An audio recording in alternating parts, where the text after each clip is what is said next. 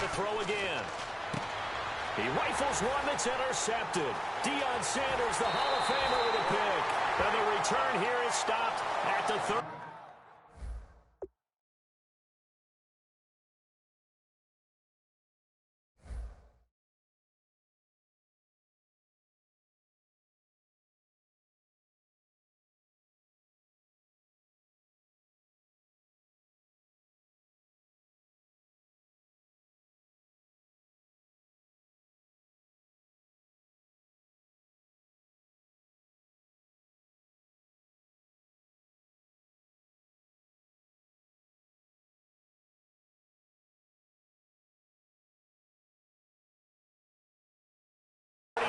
Yard line.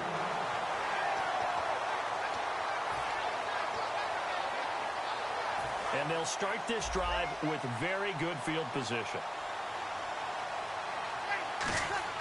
So after the INT, it's Breeze. Johnson with a completion over the middle. And brought down, but not before they're inside the 25. One of the feature points of the in route is being able to make a nice throw to the middle part of the field. And for a quarterback, that's one of the better throws and better looks that he'll get. But he has to be careful not to wait too long and let his receiver wander into some tough territory. If he's late with the ball, he can get his receiver hit and hit hard. There's so many definitions of a complete back. I think most people think a guy who can block, a guy who can catch, and a guy who can run. But how about when you put it all together as a runner and you can fake people out, you can be shifty, and also run with some power and break tackles, as we just saw on that pickup. And he'll wind up losing yardage here back at the 21-yard line. That'll go as a loss of 5. And all of a sudden here, it's third down.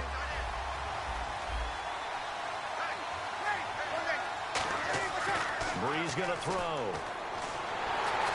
Hit as he throws there, incomplete.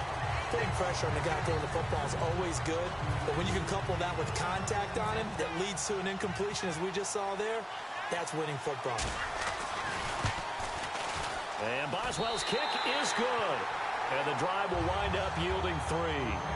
So a good kick there, and they finish off the drive with 3. And that should be the goal for an offense, finish each drive with points. So that's a nice job there to come away with at least something. After the successful field goal try, here's Boswell to send it away. That'll be taken in the end zone. And the Jets set to take the field. And following the interception, just any interception, are you a little bit more cautious when you start that next drive, or no, you just throw that out the window? I think you are. I don't think that there's any way you can run back out there and go, totally didn't affect me. Let's just go ahead and be loose with the football again. You're going to take care of it, but you have to be careful about being too cautious because now you can't run any offense at all. Still want to attack. We'll see how they attack him here. Cool under pressure right there, escaping the pocket and finding what I think was not his primary target. And some of these guys are just so comfortable getting outside of the pocket that they'll do it on purpose. It doesn't even need to be a breakdown. They move, and they know it affects the defense because a lot of times you get lost in coverage in the secondary, and I think you're exactly right. Wasn't his primary target. Found a secondary guy who sprang open, probably because of his movement out of the pocket. 5 yards to gain here on third down. And on the outside, they're playing press coverage. So 3rd and 5, defensively expecting pass. They've got 6 DBs out there. Forced out to his left. And he's got Fitzgerald. 17 yards on the pickup there, and the drive will continue.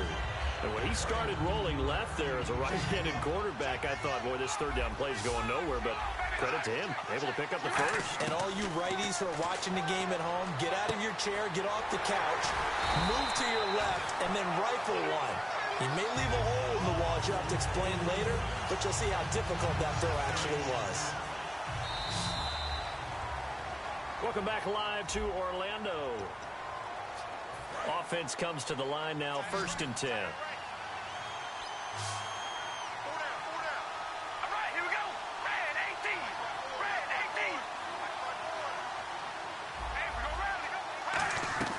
On 1st and 10, here's Carr. Buying time to his left. And some space here. And he'll avoid the tackle there with a slide. It'll be a gain of 6, and that'll make it a second down. Now, that was not a bad scramble there on first down. He didn't force it, nor did he throw it away. He was able to take off, and now he made it a very manageable second and short.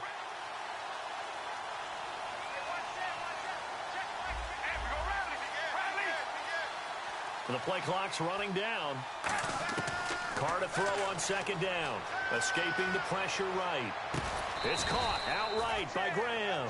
That one good for the completion percentage, but no gain. It'll be third down. A little risky there when you roll out of that pocket right like you did. You complete the pass, but you don't get anything out of it. But how many times have we seen when a quarterback exits out of the pocket, doesn't matter if they go left or right, the defense loses its leverage, right? There's a little chaos back there, and receivers come open. Great discipline on that play. They didn't let that happen and held it to no gain. How many times do we say in this game that speed kills, and it does it in so many different ways? In this case, you got a back who's quick and shifty, can make moves, make people miss, but also gets to and through a hole before it can close down. That's some of the benefits of that speed, not just outrunning people in the secondary. That led to a really nice game. And this one is incomplete. Larry Fitzgerald was the intended target, and that'll bring up second down.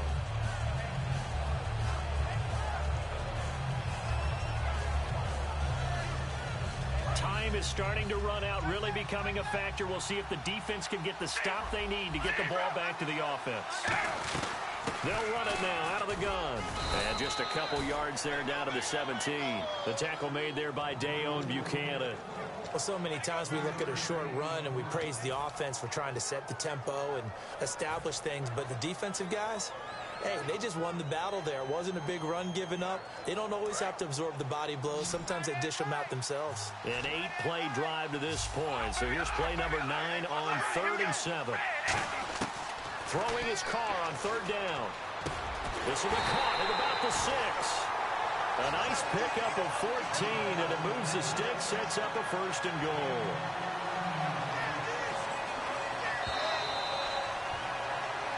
Time for a break. We'll come back, see what transpires after this.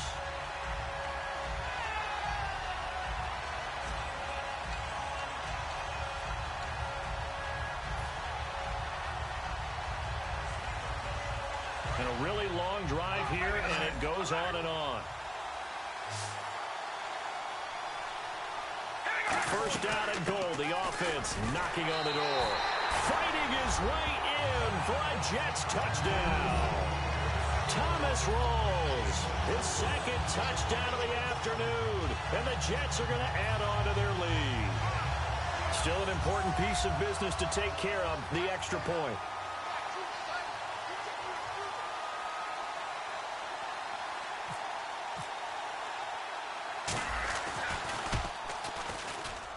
And that might just seal the deal here. It makes it a 2-score game with not a lot of time on the clock.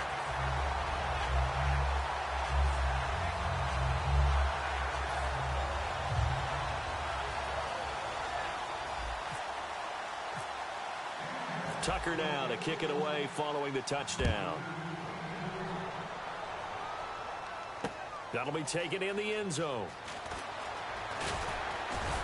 And the decision to come out is going to cost him 5 yards with a new rule as he's taken down right at the 20-yard line. The Steelers offense now, they get ready to head back on the field. And last time able to get 3. It's not what they wanted. They wanted 6, but they got at least something. They mustered something out of the drive. They'll take it. I like the way you've described it. Not ideal, but they'll take it. Anything to put some points on the board. But this time on offense, they don't even want to see the field goal kicker trot on the field. They want that ball in the end zone. Yeah, they'll be going for 6. Boy, where would these guys be without his performance on the ground? That puts him over 100 yards now for the afternoon, and I tell you, he seems to be getting stronger as the day goes along. It goes as a gain of 8, and it moves the chains. And the offense moving quickly to the line. To throw is Breeze. Got a man over the middle, and it's complete. And he takes this one all the way across midfield into enemy territory down to the 40-yard line. Now Breeze. And no escaping this time as he'll go down. They got him for a sack. And the corner blitz gets him that time as he goes down for a short loss. Back to throw, Breeze. Surveying the field. And his throw's going to be incomplete. It's always tough for the guys throwing the football when they think they've got a completion and the ball's almost there, and then someone sneaks a hand or two in and bats it away. And they've got an extra defensive back out there now on 3rd and 13. And he's going to find his man out of the backfield. That's complete. And they're able to convert on 3rd with a solid gain of 23. Well, we always hear about the connections some quarterbacks have with certain receivers. I think this guy has a and this is caught now for a late touchdown. So hold everything here. This one's not over yet. And there's the touchdown that they needed, so they'll celebrate. But the guys on the sidelines, they've got to stay focused. The onside kick team, they need them to get the ball back. Yeah, part one of the equation done. Now they need to convert and get that onside kick. 35 seconds to play. Everything will come down here to this onside kick.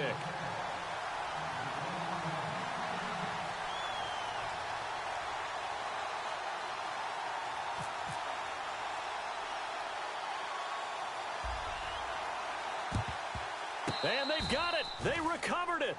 Wait, hang on now, though. There's a penalty flag down.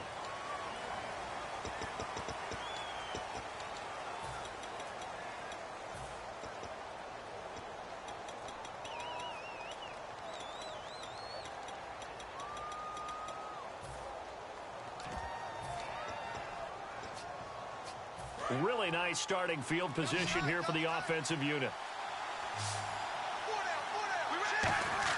They give it off here to the tight end. And he's going. Now the Steelers put a stop to the action with a timeout defensively. It's just their first. They've got 2 more to use here in the final stages.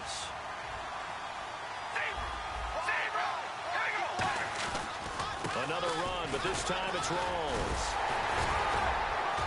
And he's going to get this one down to the 30. And the Steelers signal for another timeout. That'll be their second, so one more chance to stop the clock here. And we'll be back.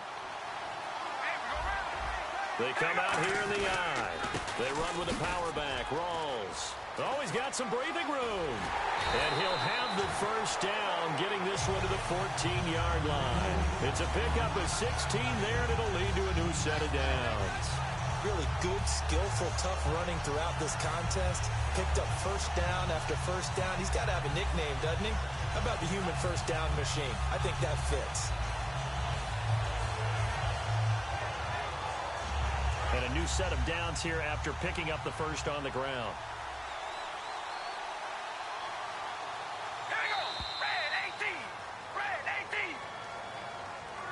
Well, as always, partner, an extreme pleasure to share a booth with you. I have to say, I am impressed at your discipline because you came here and you said you were not going to eat any of the media buffet. You made it to the end. You didn't consume a single calorie. I appreciate that. What you missed is me going to the concession stand outside of your eyesight and getting it done that way. Look, I mean, they were serving the good stuff. I had to do it. Oh, man, but you're svelte, in good shape, but yeah, you cheated a little bit. We'll let it slide. I appreciate that. Always a pleasure to work with you.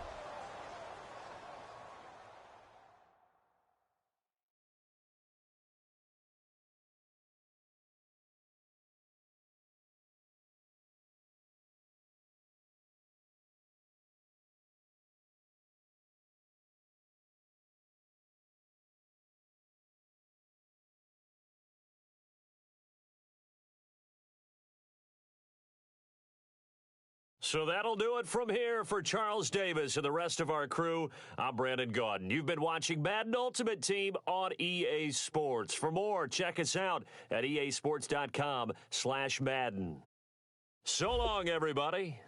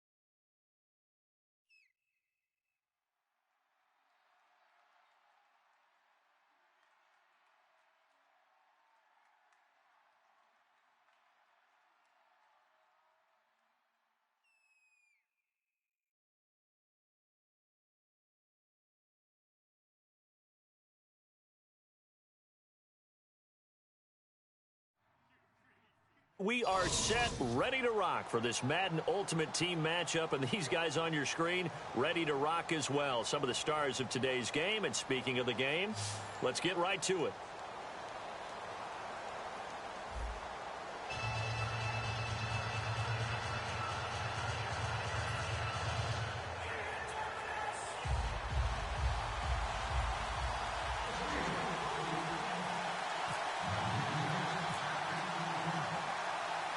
On to get us started now, the kicker, Chris Boswell. And we are underway from the City Beautiful. Fielded about a yard deep. And he'll take it a yard or so past the 20, call it the 21-yard line.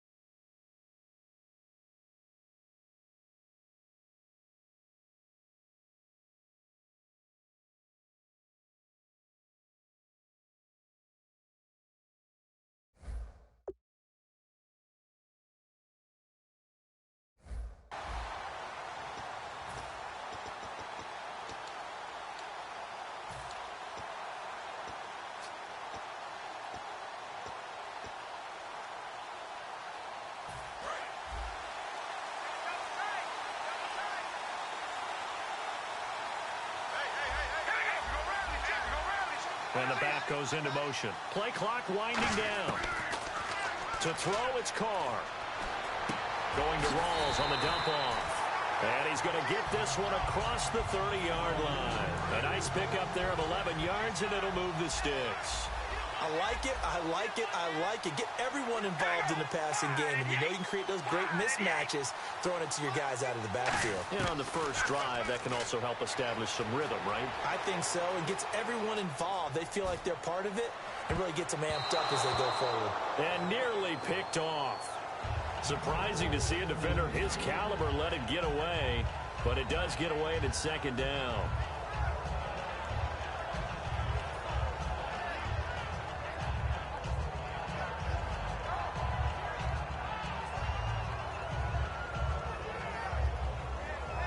Ten yards still left on second down.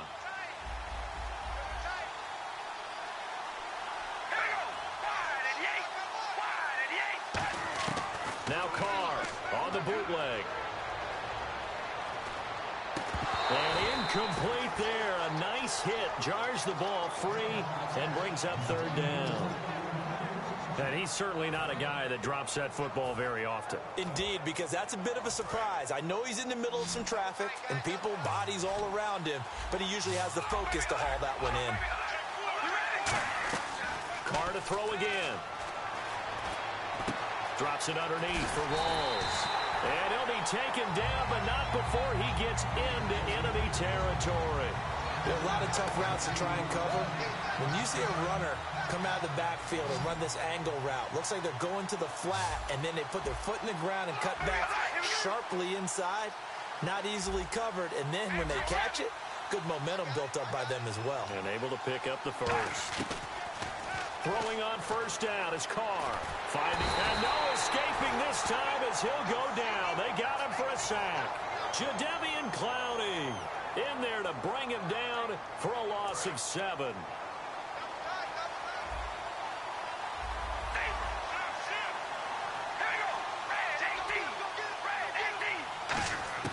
Now Carr throwing on second down. And this is incomplete.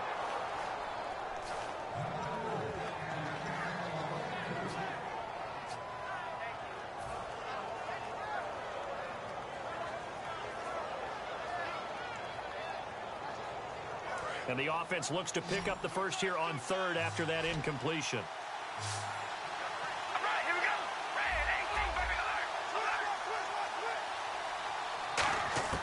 Shotgun now for Carr.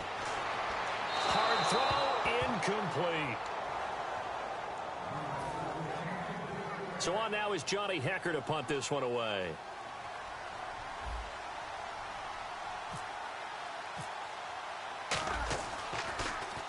And he gets it away, a directional kick going toward the sideline. And this punt sails over the sideline. And the spot, it looks to be right at the 25-yard line.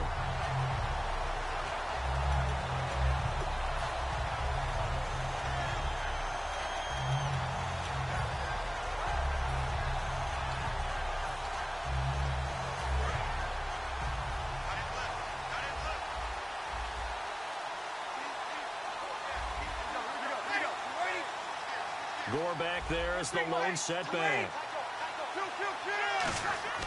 Breeze now on first down. This is caught by Antonio Brown. And down he goes, but he takes it up to the 40.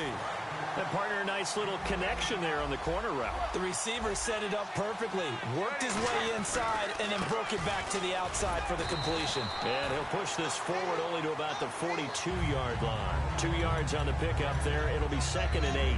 Well, I think we know by now that every run is not going to be broken and get all the way to the end zone. But these short ones still have their value. You can still set up your play action and throw the football.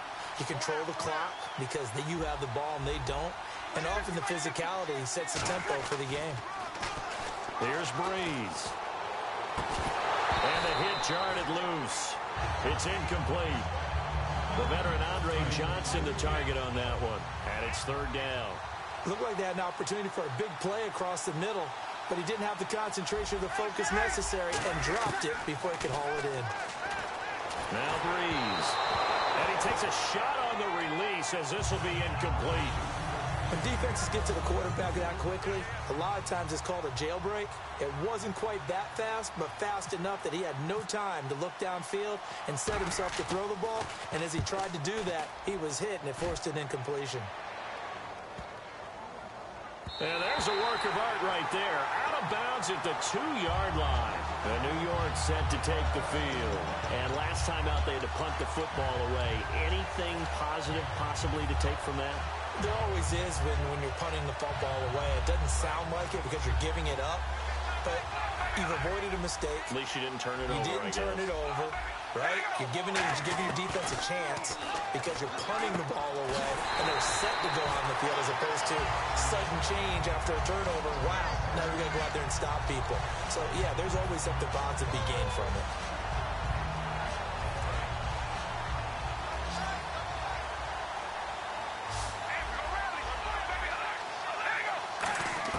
Carr now on first down. It's caught outright by Graham. A good pickup there. 8 yards on the first down completion. Partner, it's a lot of fun watching the NFL now, isn't it? Because when the big fella runs routes, it used to be when we were kids, he'd run about 3 different routes, and that was it. Now he can run anything and catch the ball, as we just saw there. 2nd down now after the pass completion.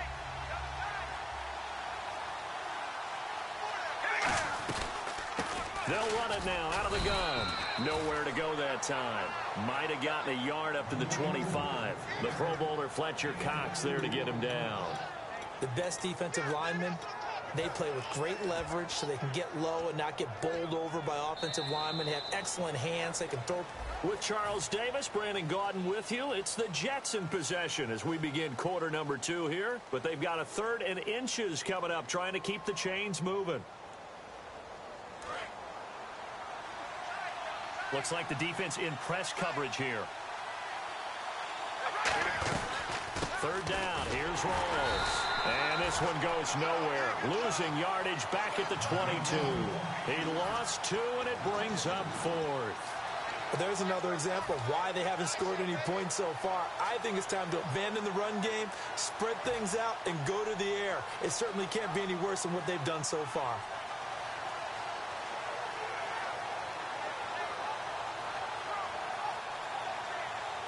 Well, the offense is not leaving the field. They're going to stay out and go for it on 4th and 3.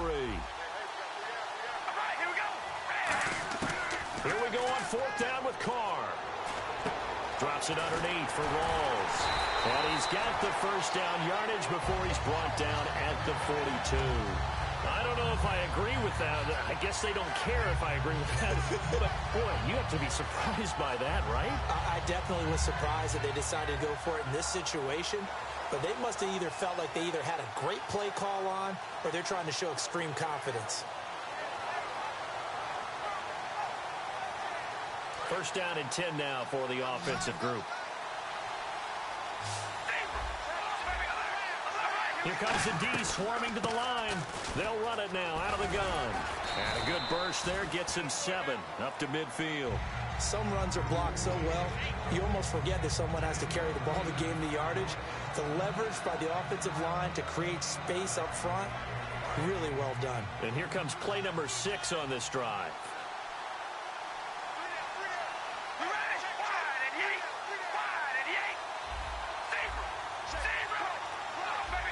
Halfback sent in motion. From midfield, here's Carr. Going to Rawls on the dump-off. And he gets this inside the 35-yard line. 17 yards on the pickup there. The drive will continue. It's a first down. Fresh set of downs here.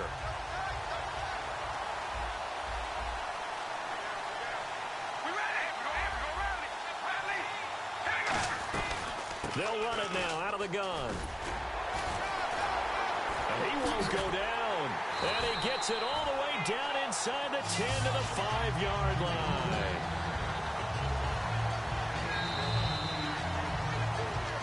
Two minutes remain in a scoreless first half. Back to more NFL action on EA Sports after this.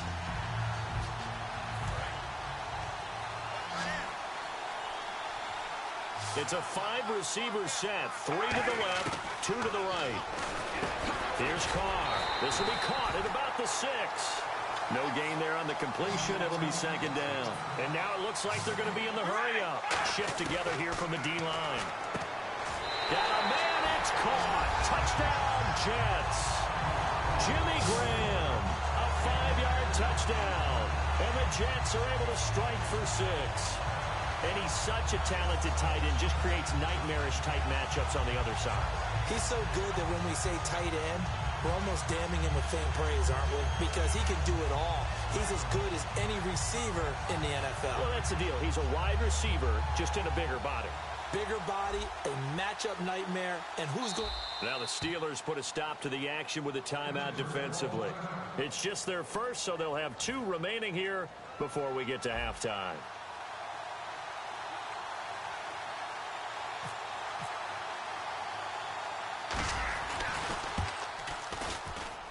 He's got it, and the Jets lead 7-0.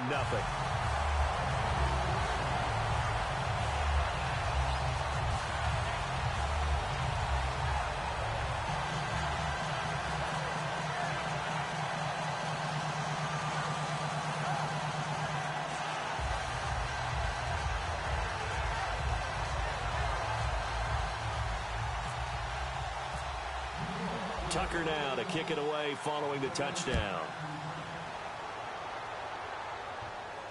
That's fielded in the end zone.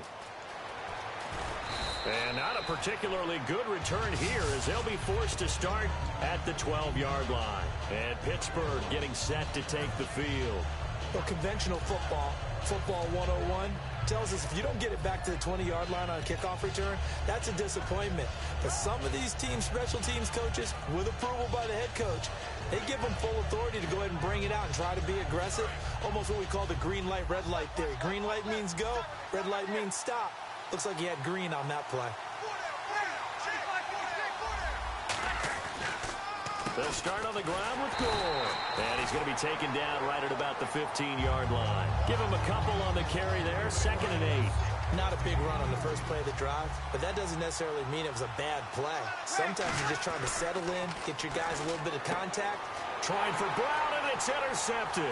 Picked up, and he brings this one back. It's a pick six and a Jet touchdown. I don't know who all is to blame there, but I love seeing pick sixes. Nothing like seeing someone pluck it out of the air and go the other way and see people try to change directions. Hard to do.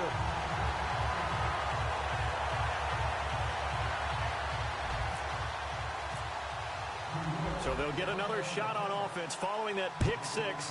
And now the kick is away. That'll be taken in the end zone. And in hindsight, probably should have stayed where he was, as he'll only get back to the 16-yard line. And Pittsburgh getting set to take the field.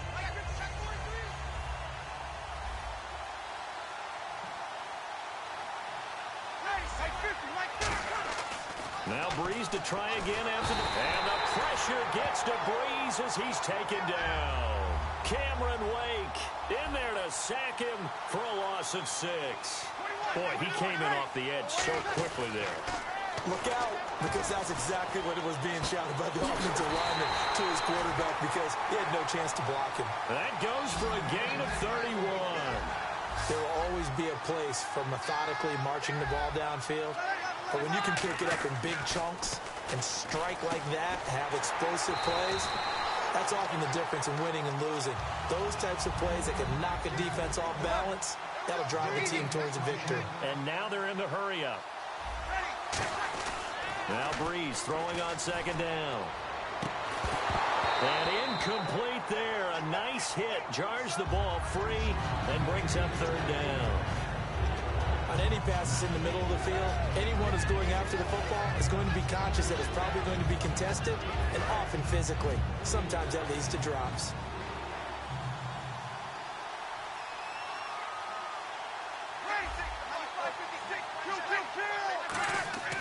Now Breeze on 3rd down. Over the middle here to Brown. And he's going to have a 1st down as he's brought down at the 44-yard line. Now whistles come in. We're going to get a timeout here by the offense. So that means they're down to 1 remaining here as we head toward halftime. Gore back there is the lone setback. On 1st down, Breeze. He's going to loft one deep left side here. And he bats it away, and it falls down incomplete. Sure, that pass was incomplete as they made an attempt to get a big one downfield.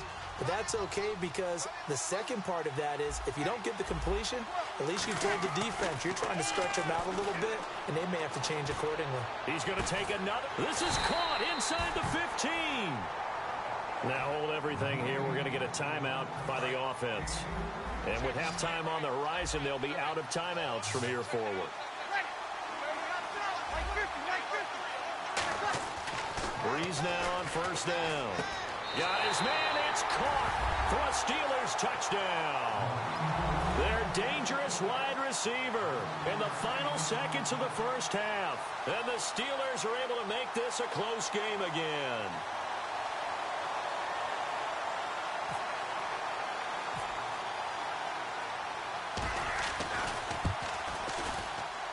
And that one makes it 14-7.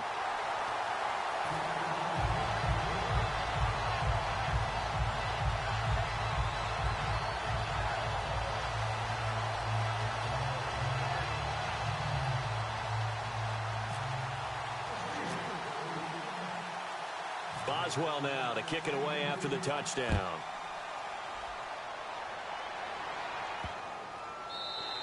And this will be a touchback as that sails over the end line. The Jets offensive unit ready to get going here. And from this spot in the field with the clock where it's at, you think we're just going to see a knee and that's it? And I think in this situation, that's the proper play. But we do know there's some risk takers out there that may want to take one more shot before the clock runs out. First, geez, they don't even want to let their guys get a drink of water. All right, 3rd quarter, let's get to it. Both teams appear ready for the fight ahead, and we resume action here in quarter number 3. That's fielded in the end zone. And no run back here. This will be a touchback, and it comes out to the 25-yard line. The Steeler offense now with a football first here to begin the third quarter. They're close game, but they're going to need to do a little bit better probably here in half 2, no? I would agree with that totally. I would guess it in the locker room. They talked about cleaning up some of the errors, but overall, I think they wanted to be positive with them. Guys, we're right there. Just not playing as well as we need to. Let's pick it up, and we still have a chance to win this game. Yeah, they do. We'll see if they can pick it up.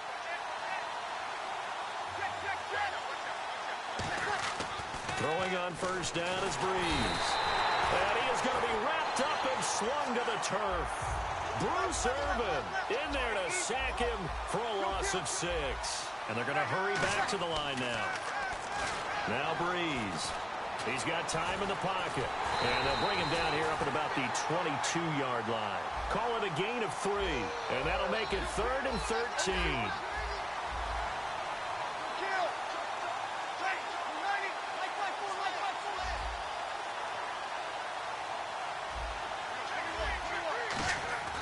On 3rd and long, it's Breeze. Nowhere to escape, and he goes down. Mike Daniels with a big-time sack on 3rd down, and it'll be a loss of 7.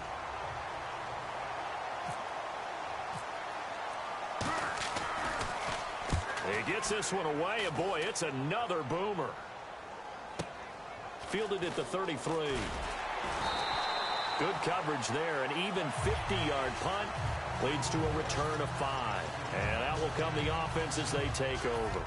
So here's the Jets offense now as they get ready for their first possession of the second half. They were able to get the ball back here, didn't surrender any points. Now they'll look to add to that lead. And how about the boost the defense gave them? Going right out on the field, shutting them down, not giving up any points, and turning the ball back over. They want to do their part now and show them a little respect and some gratitude by scoring some points. And to get a little more cushion. 5 yards on the catch there brings up second down. Well, the strategy was evident there. Get it to your tight end and make it a one-on-one play with a cornerback. Who's usually going to win that one? The tight end, but not there. Not in this situation. How about the corner defeating that logic and making a really nice tackle? And the hit jarred it loose. It's incomplete. Looking to jam the receivers at the line here. Press coverage look defensively. 3rd and 5, so they bring in an extra defensive back. Expecting pass. Here's Carr, and he finds Jimmy Graham. And he'll get this one down near the 20-yard line. Give him 35 yards there on the 3rd down conversion. That has to be frustrating for defenders. 3rd down, they take a shot way downfield. There is good coverage, yet they still come down with the football and pick up a big gain. Carr now to throw. It's caught outright by Graham. Give him a couple on the catch. It's 2nd and 8. Got to give credit where it's due. Really nice defense on that play. The pitch and catch was successful, but not any run after it.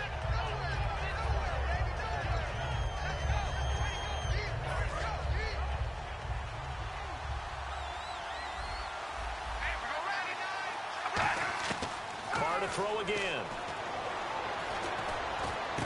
And this will be caught in the end zone. Touchdown, Jets. Larry Fitzgerald from 19 yards away. And the Jets find a way to stretch their lead. And his kick is right through. Tucker now to kick it away following the touchdown.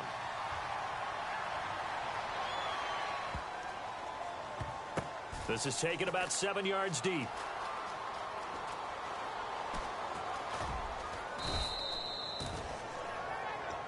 And Pittsburgh getting set to take the field. And on the last go-around, they really couldn't get anything going.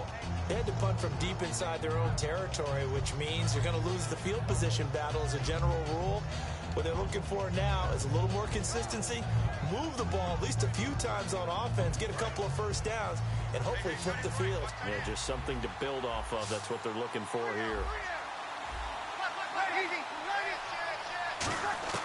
On 1st and 10, here's Breeze. They've got his man complete. That goes for a gain of 31.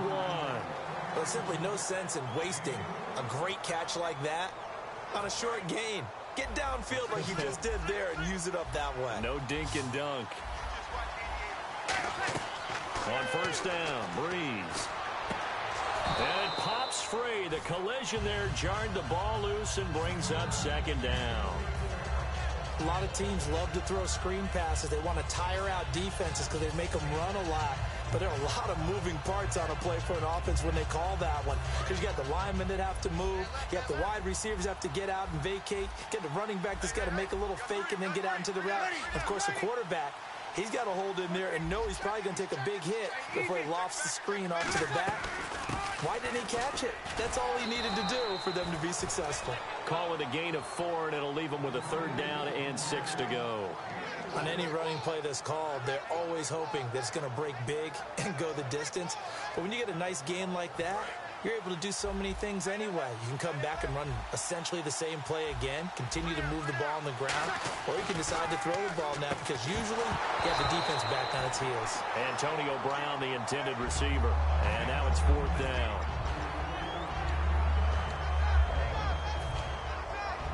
I guess they figure they got to start taking some chances. Here's a big one in this third quarter as they'll go for it on fourth down.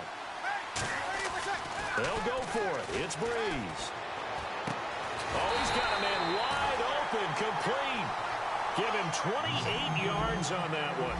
And on fourth down, they're able to convert and move the sticks. They're going to hurry back to the line now. Throwing on first down is Breeze. That is caught at the 7-yard line. It's a good gain of 11, sets him up first and goal. I think that's a big pickup for a first down because when you run a drag route against zone, you're sometimes asking for trouble because you might run into a defender. Yeah, well, there they ran into a first down, executed it to perfection.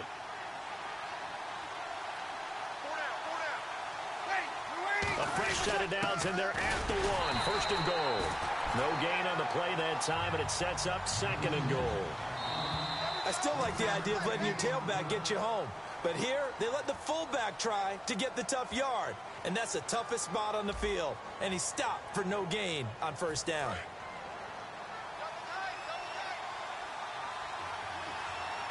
They come out with 1 back and 3 tight ends. And now it's second and goal. They'll run. Here's Burton, the fullback. No gain on the play there. They're going to need to come up with something better here on third and goal. And quickly, they get to the line. Third and goal now, so some urgency here for the offense. That'll make it fourth down after a loss of 1. The field goal doesn't help. They're going to go for the 6 here on fourth and goal. Here we go. It's Gore. And he's in. Touchdown, Pittsburgh. Frank Gore taking it in. And the Steelers have now made this a 1-score game. So they went for it from the 1 on fourth and goal, and they got it done. Is this the new NFL? This is the new NFL. This is the updated NFL, and I like it. I know that quarterbacks across the league have spent the entire offseason and even during the season lobbying their coaches to go for it more on fourth down. Let's go get it. Because nowadays, you've got to score points to win games in the NFL. You can't just rely on your defense to hold them. I think the quarterbacks want to eliminate field goals inside of 30 yards, probably. Well, listen, they have enough confidence in themselves that they can call plays and make plays that they won't need those field goals inside the 30. Boswell now to kick it away after the touchdown. Fielded about a yard deep. And last year, that would have been a net gain of 5 on the return. This year, he stopped where he would have been if he had taken a knee, and that's at the 25. So out now come the Jets. And they'll be looking to build off of a nice drive last time, a drive that really relied on the quarterback. Making good decisions, distributing the ball well, distributing it accurately, keeping it away from danger. A really nicely run drive. But now the defense, what adjustments do they need to make in the passing game? Pass rush, pass rush, pass rush. Whether it's the guys up front or maybe you bring additional guys, but you've got to disrupt the timing of them throwing the football. Yeah, we'll see if they can disrupt it here. A nice pick up there, 10 yards, and it'll move the sticks.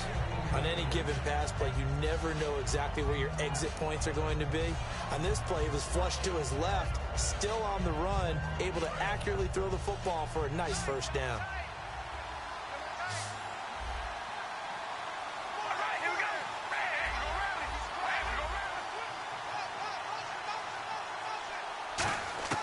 Now Carr on the bootleg. Fitzgerald bringing it in over the middle. And all the way in. Touchdown, New York. Larry Fitzgerald, his second touchdown of the afternoon. And the Jets are going to add on to their lead. And this one through the uprights and good. Tucker now to kick it away following the touchdown. That's fielded in the end zone.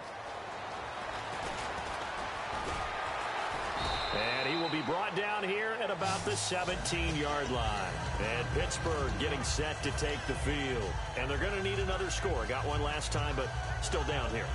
When you're playing catch-up, every possession becomes crucial, doesn't it? It's vital. Get back out on the field, punch it in the end zone again. They know it's not easy, but what they do have going for them, they did score the last time. They think they've got a good formula working. And what about the defense? Well, now you're just saying to yourself, okay, give up a score last time. What adjustments do we need to make to slow them down now and get the ball back for our own offense? Is it more pressure? Is it more zone? What do they have to do? They're trying to figure that out themselves. We'll see if they can figure that out right here. Johnson with a completion over the middle. And they're going to get this one all the way out across the 45. He had time, was able to survey the field and find a soft spot in that zone coverage. And that's where it gets difficult for a defender, Brandon. You go to your spots on the field that you have to cover, and when the offense finds an area that you're not in, that's where they throw the football. And he'll get this one down near the 20-yard line. Looking to speed things up here, going with some tempo. And caught in the end zone. Touchdown, Steelers. Andre Johnson, a 22-yard touchdown grab. And the Steelers are able to make this a close game again. He's got it, and they're back within a touchdown at 28-21.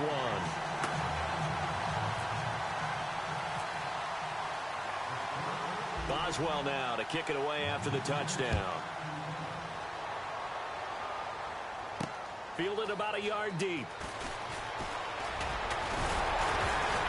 And it's a pretty good return here as he'll get it up to the 29-yard line. And New York set to take the field. And they'll just simply be looking to build off the confidence of the last time out where they scored a touchdown. And confidence is powerful, isn't it? When you've scored once, you feel like you can go back out there and get it done again. Doesn't matter what the defense throws at them. They feel like they're in a groove right now, and they want to get out there and show it. Yeah, hoping to stay in that groove here this go-around. So they're leading. They have possession of the football, and certainly this is where they just want to milk the clock. They'll run it now out of the gun. Not much room here as he only gets it to about the 30. Credit him with a 1-yard gain there to make it 2nd and 9.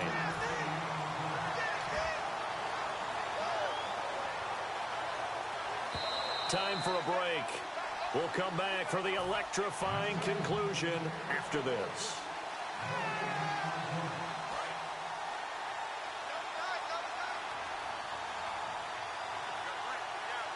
All right, here we go. They'll run it now out of the gun. And he'll be tackled at about the 35. Now the Steelers put a stop to the action with a timeout defensively. It's just their first. They've got 2 more to use here in the final stages. So the offense needing 4 yards. It's 3rd down. Carr to throw. And it's incomplete. Took a shot, couldn't connect. I'm not sure we could spot any tendency here on this 3rd down. They could have run it or passed it. Either one was available. They chose to try and get it through the air, but they were unsuccessful.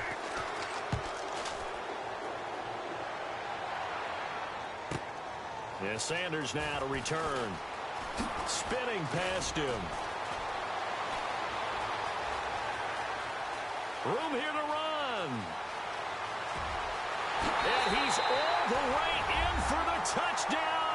I don't see any flags, Charles, and in the final stages, the return touchdown has him an extra point away from tying this up. You're exactly right. The field is clean. It's going to count. And we are tied here in the fourth quarter.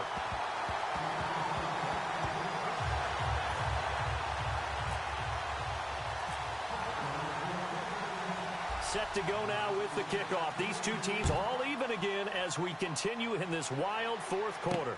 Fielded about a yard deep.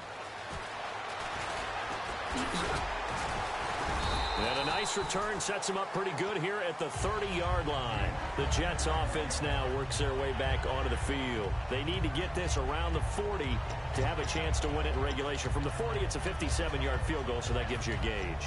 And all they're trying to do now is pick up yardage in good chunks and get out of bounds to stop the clock. If they end up running a play and get tackled in bounds, they're worried the clock may run out on them and finish the game. And they'll have to be careful how they handle this.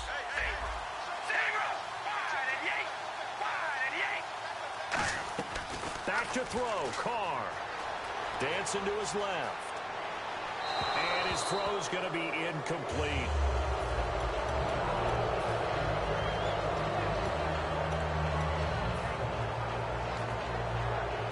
Second down here after the incomplete pass. Here we go. Red 18. Now Carr. Going to Rawls on the dump-off. And he'll be brought down right around the 37. It's a gain of 7, and that'll make it third down. And they're going to speed things up here. To throw is Carr. Flushed out right. He can run for it, and he will. And he will have first down yardage as he's brought down at the 41. Now, that definitely hurts because the mindset is getting a 3-and-out there, and they don't get it done. They give up the scramble and a pickup for a first down. And he goes in motion here in the backfield. Throwing on first down is Carr. Steps away to his left. Caught on the left side, Fitzgerald. Now whistles come in. We're going to get a timeout here by the offense. It's just their first. They've got 2 more to use here in the final stages. Carr to throw on second down. And he whips that one incomplete there. And he still doesn't have a catch. We're into the second half. I think it's a little bit of a surprise to me, but that was one he should have caught. Absolutely. That was his best opportunity right there. He dropped it. And on the outside, they're playing press coverage. From the gun now on third down, Carr eluding the pressure right. And this is going to be incomplete. And I think the end result, knocking the ball away, was a product of understanding where they were on the field, understanding how many yards they needed to pick up the first down, and tightening their coverage accordingly. Gave them no gaps, no spaces, no real air in which to catch the football, and end up making a really nice play. Carr to throw for it on fourth down. And he can't get a throw off. He's taken down. What a huge play at this point in the game. And Pittsburgh getting set to take the field. They are already in field goal range. Let's see how they want to play this, Charles. And I have a feeling I know how they want to play this already. Run the football to the hash mark that works best for their kicker. They already have the field goal unit lined up, ready to run out there and go get it done. They practice this, they understand the situation, and with that amount of time, they can do it. Let's see how they carry it over into the game. And he's got room. And brought down, but not before they're inside the 25. Now the Jets are going to burn another timeout. That'll leave them with just 1 remaining in this fourth quarter of play. So the run gets them the first, and now they operate with a fresh set of downs. They come out here in the eye. Another carry for Burton. And able to push his way forward here for a good little gain. He'll get a nice chunk there on the first down run, and it's 2nd and 4. And that looked like some pretty easy yardage there right up the... Now hold everything here. We're going to get a timeout by the offense. And as the two teams talk it over on their respective sidelines, we take a break.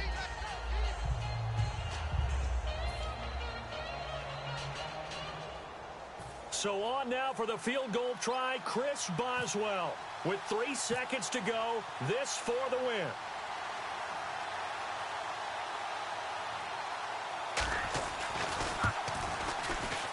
And it is good. He splits the uprights on the chip shot. And the Steelers have won the game. A great come-from-behind victory in this one, Charles. And really the difference, obviously, was that fourth quarter. They dominated. And it has to start with believing that you can make that comeback. Because we've been in games before. We've done games where you can just look at one team and realize they have no chance of making it back. Not in the one we just saw here. They did it, and they did it well.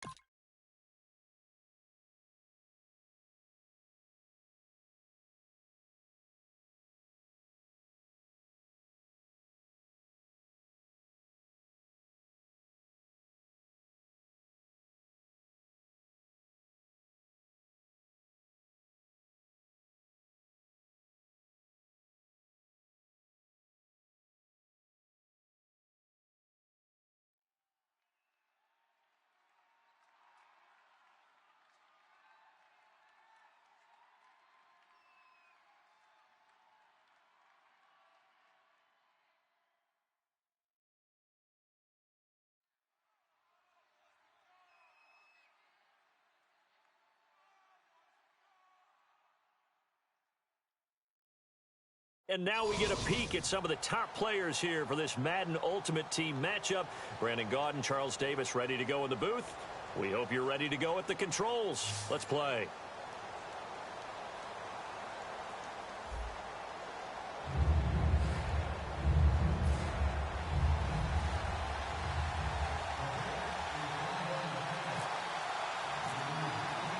Justin Tucker set to boom this one away. And we are underway from the City Beautiful. That'll be taken in the end zone. And in hindsight, probably should have stayed where he was, as he'll only get back.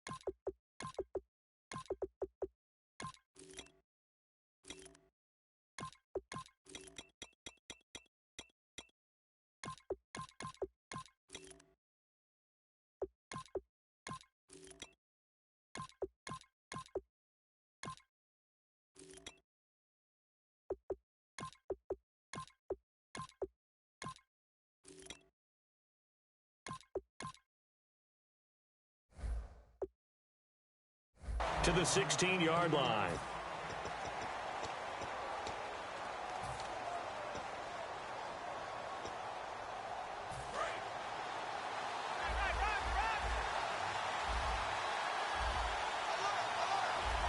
Gore back there is the lone setback. On the catch, it's Andre Johnson. And they're able to get this one across the 35. It's a gain of 20 that time. And it'll be first down, Saints.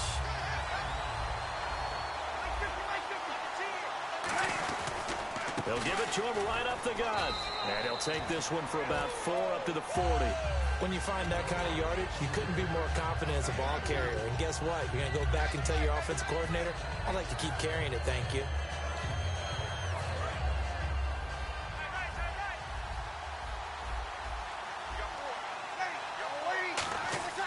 Breeze to throw on second down. Johnson with a completion over the middle. And he'll get it out a couple yards shy of midfield at the 48. 8 yards on the pickup there, and it moves his sticks. And he's already got 2 catches on the opening drive. They know he's going to be a handful. And sometimes you game plan for that offensively. You want to make sure that guy touches the ball, and sometimes it just happens naturally.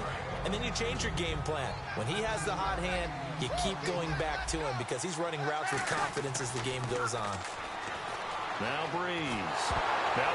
Lost the football. And he's free going down the left side. It's a foot race. And he takes it to the house. It's a fumble recovery for a jet touchdown. They give some kudos to the defensive coordinator, I think, here. They bring the blitz, they dial it up, and it turns into 6 points for them. It's so nice to hear you actually give kudos to the defense. It is so nice. You're such an offensive guy like that. I love it. He dialed things up, and boy, a big play resulted for his guys. Well, you like the credit to the defense there, right, my friend? Yeah, do I ever? That'll be taken in the end zone. And he'll probably wish he reconsidered here. It'll cost him 10 yards now with a new rule as he's down at the 15-yard line. Out is the Saints offense now as they get ready to take over here.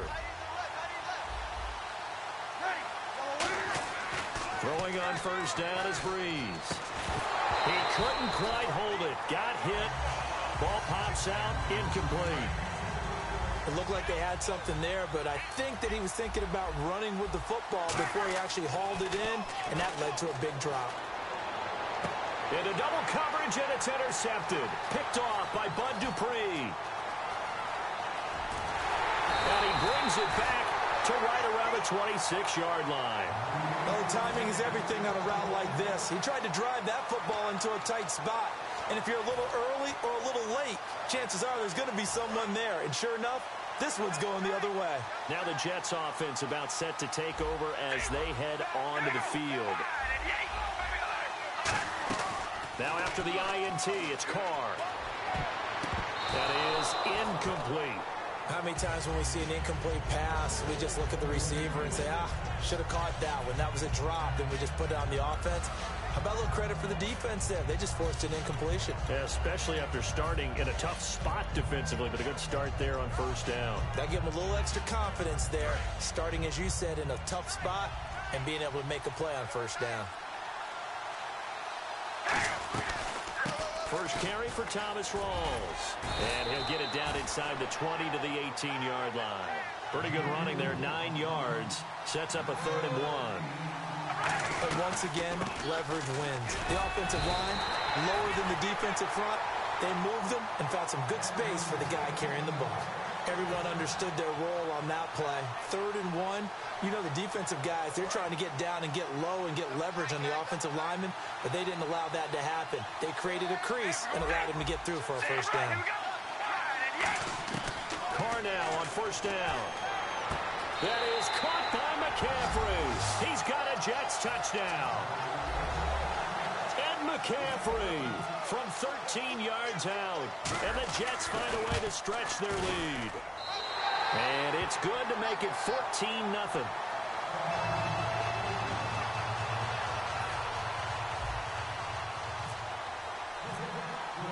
Tucker now to kick it away following the touchdown. This is fielded a couple yards deep. And the decision to bring it out is going to cost him about 7 yards all told as he's taken down back shy of the 20. Out onto the field comes New Orleans.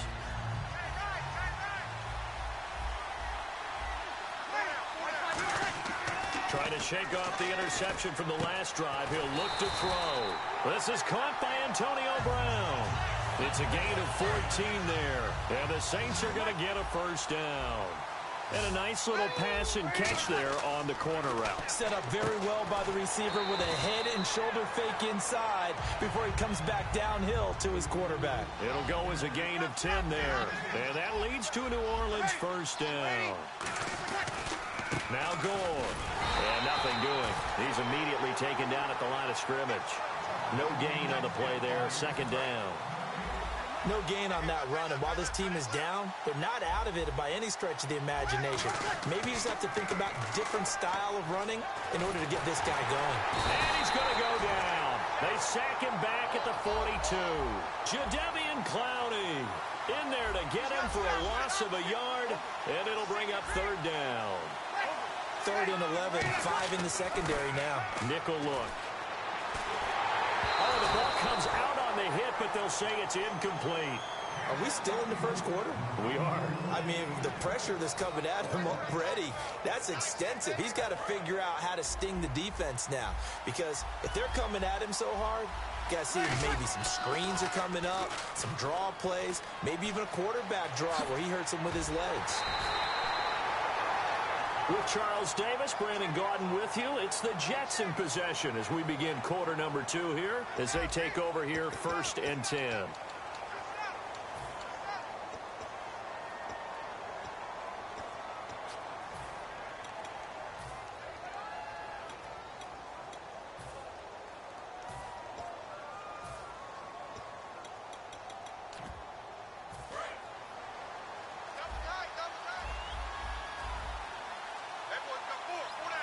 Time running out here on the play clock. Now Carr. Going to Rawls on the dump off. And a loose football. Rawls loses it. And his guys will take over at the 30-yard line. Back out onto the field now comes the New Orleans offense. And last time out, went for it on 4th down, turned it over, gave him great field position, turned it to 6 points, so they've got to recover here, Charles. It's amazing what one decision can do in the chain of events, right? The decision to go for it on 4th down, Caused all of that. It caused every bit of it, but it showed confidence. Hey, I've got confidence in you guys. Go pick it up for them. Didn't happen. Also showed confidence in the defense. They didn't pick up their end of the bargain, so now they've got to come back out and start over and rebuild that confidence. And the tip there altered the ball flight, and it falls incomplete. It'll be 2nd down. Well, we're not playing 3 yards in a cloud of dust football anymore. I kind of get why those old school coaches sometimes didn't want to throw the football. Because if it's popped up in the air, it almost turns into slow motion. And both sides trying to get to the football, and you're holding your breath wondering whether it's going to go good or bad for your team. Breeze to throw on 3rd and 1. This is Johnson. He's got it. And down he goes, taking it inside the 10, just shy of the 5 at the 6. So the defense blitzed. A nice job picking that up, completing the pass. And how in sync was the quarterback in his center on that play? They saw the blitz, made the appropriate calls, got the line engaged, because now they know there are going to be extra guys coming at the quarterback, so they got their assignments down pat and kept them away from it, and he's able to step up in the pocket and fire one now for a really good strike. That's caught at the 3. That catch good for only a yard, and it'll be 3rd down.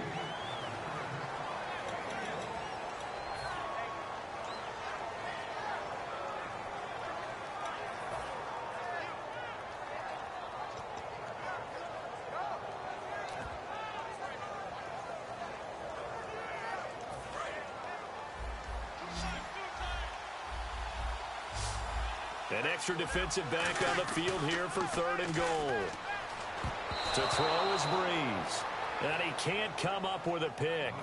Nearly his 2nd of the game. Instead, 4th down. Not only did they drop what looked like an interception in the end zone, they blew a golden opportunity to shift the momentum. And Boswell's kick is good. And they will get themselves on the board here at 14-3. Well, their offense has struggled for sure, but they get the field goal here and at least get on the board before half. And that's not something we should underestimate, because just getting points on the board can sometimes have a settling effect on a team, helps them start their comeback. And he'll get it up just past the 20, and his guys will go to work at the 21-yard line. The New York set to take the field. And last time, the fumble, the turnover. Now they still have the lead, but I don't think coaches care. The turnovers will bother them no matter what the scoreboard says. That's the relief, that you still have the lead. But coaches look at what if and what it should be. Turning the ball over when they get a chance to score more points and increase the lead, that's what's going to affect them. And they're also thinking of future weeks, maybe when the game's closer, right? No doubt about it. You want to clean up everything. Let's just be honest about it. They want everything to be perfect at all times. They don't want to give up anything that's going to hurt their team. All right, here we go. Wide and yank. Wide and yank. Now Carr on the bootleg. And that'll be incomplete.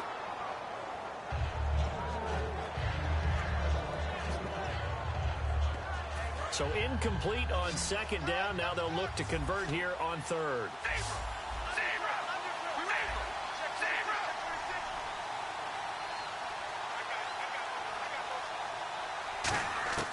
Throwing his Carr on 3rd down. Looking for Clark. He's got it complete. 15 yards through the air on a 1st down. 2 minutes to play here in the 1st half. My good friend Charles and I right back at you after this.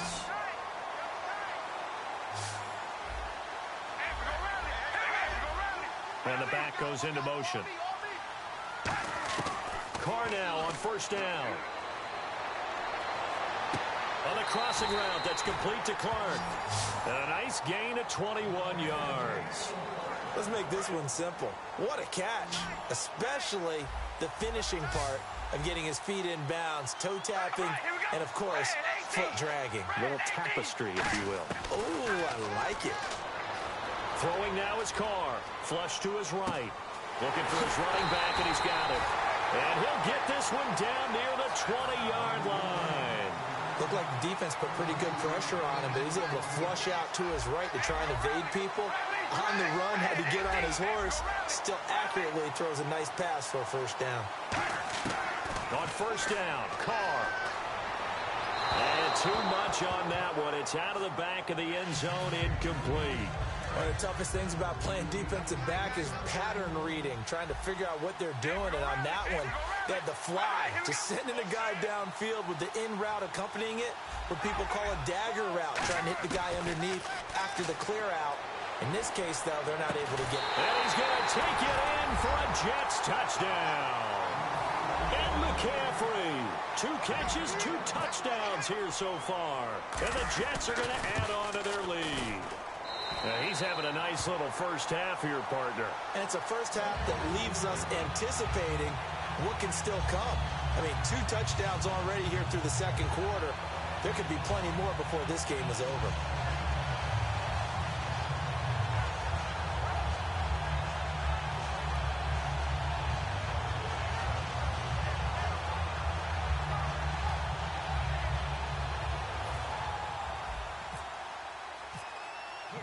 Tucker now to kick it away following the touchdown.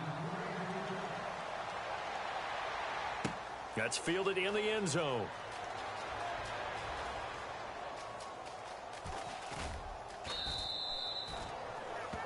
Out onto the field comes New Orleans. And last time they got 3 points, but it was a chip shot field goal. And when you go to the sideline after a chip shot field goal, maybe the offense not too happy.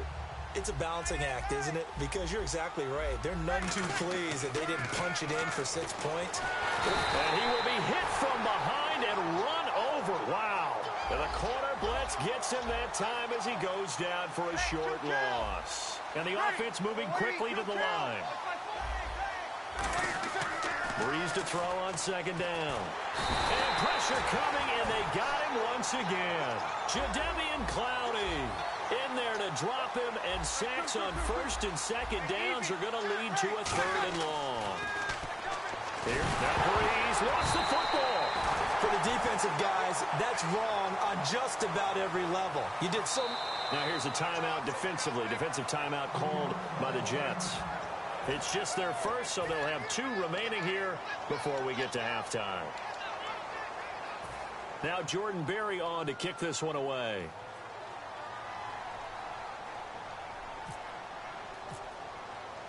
And from their own end zone, it's a fake.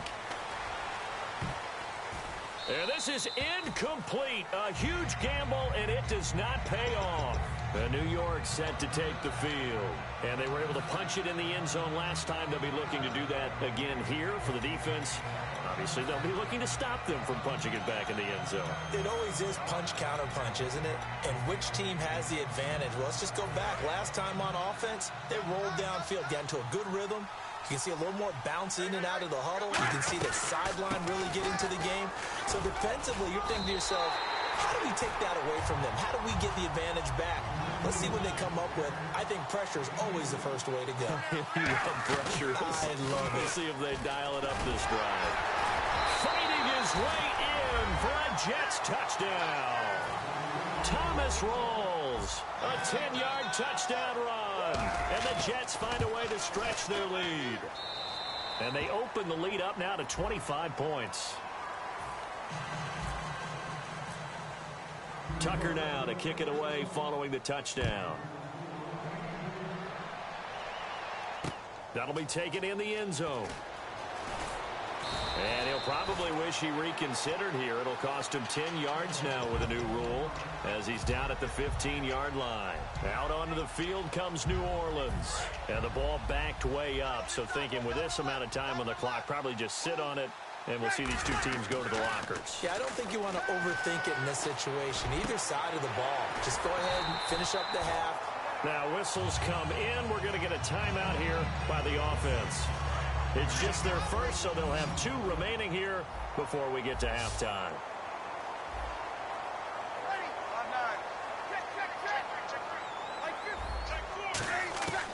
Breeze now on first down. He's going to float this one deep right side. And that is incomplete, stopping the clock with 5 seconds to go. On every offensive coordinator, every play caller sheet, they have about 5 or 6 plays per game that they call shot plays or big plays, and you don't get many opportunities to dial them up, and they just did, and they drop it with a great chance to make a big play. That's going to hurt.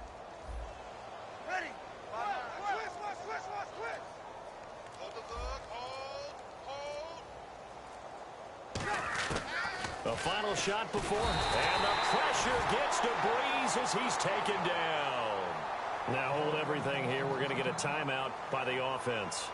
So as they take it over, we step aside.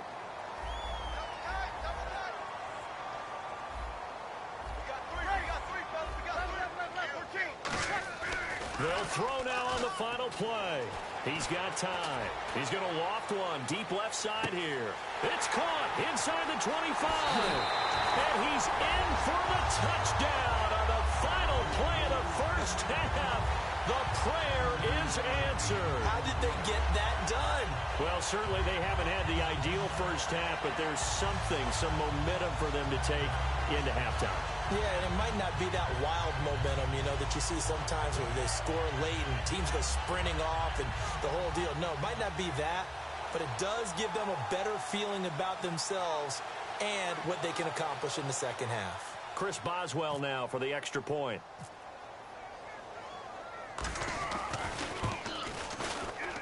And this is up and good. It cuts the lead to 28-10 now. Okay, so Larry apparently giving us the silent treatment all of a sudden, and we're going to skip ahead to quarter number 3.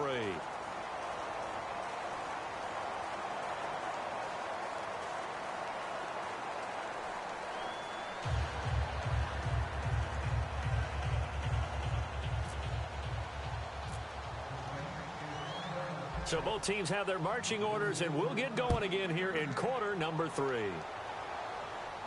This is fielded a couple yards deep. And he'll bring it a few past the 20 to the 23-yard line. Here's the Jet offense now. They head out to take over. And that recipe on their last drive that resulted in a touchdown looked pretty good, so they'll be hoping to do that once more. And it takes me back to when we sat with the offensive coordinator and the head coach. They felt pretty good about their game plan and thought there were some holes in the defense, and they exploited them the last time out. Let's see if they can come back and put together a similar drive. And we'll see if they can do just that. On 1st and 10, here's Carr. Over the middle, it's complete. And he gets this one just shy of the 40. They'll mark him down at the 39.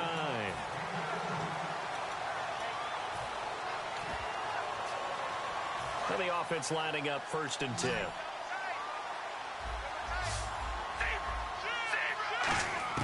From the gun, it's Carr. And he just gets rid of it. Throws it away. A wise move there. Looked like nobody open. Now 2nd down. And not to get too overcritical there because he knows what he's doing, but his shoulders looked a little off kilter there when he threw that. I don't think you're being overly critical there. You're just analyzing it, and he gets those shoulders right. That pass will go from incomplete to complete. 2nd down following the incompletion.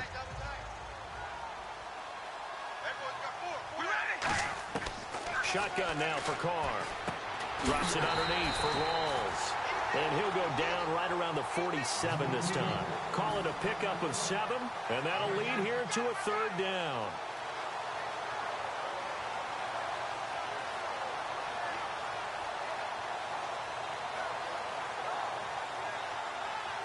So here we go, a 3rd down after the 2nd down pass completion.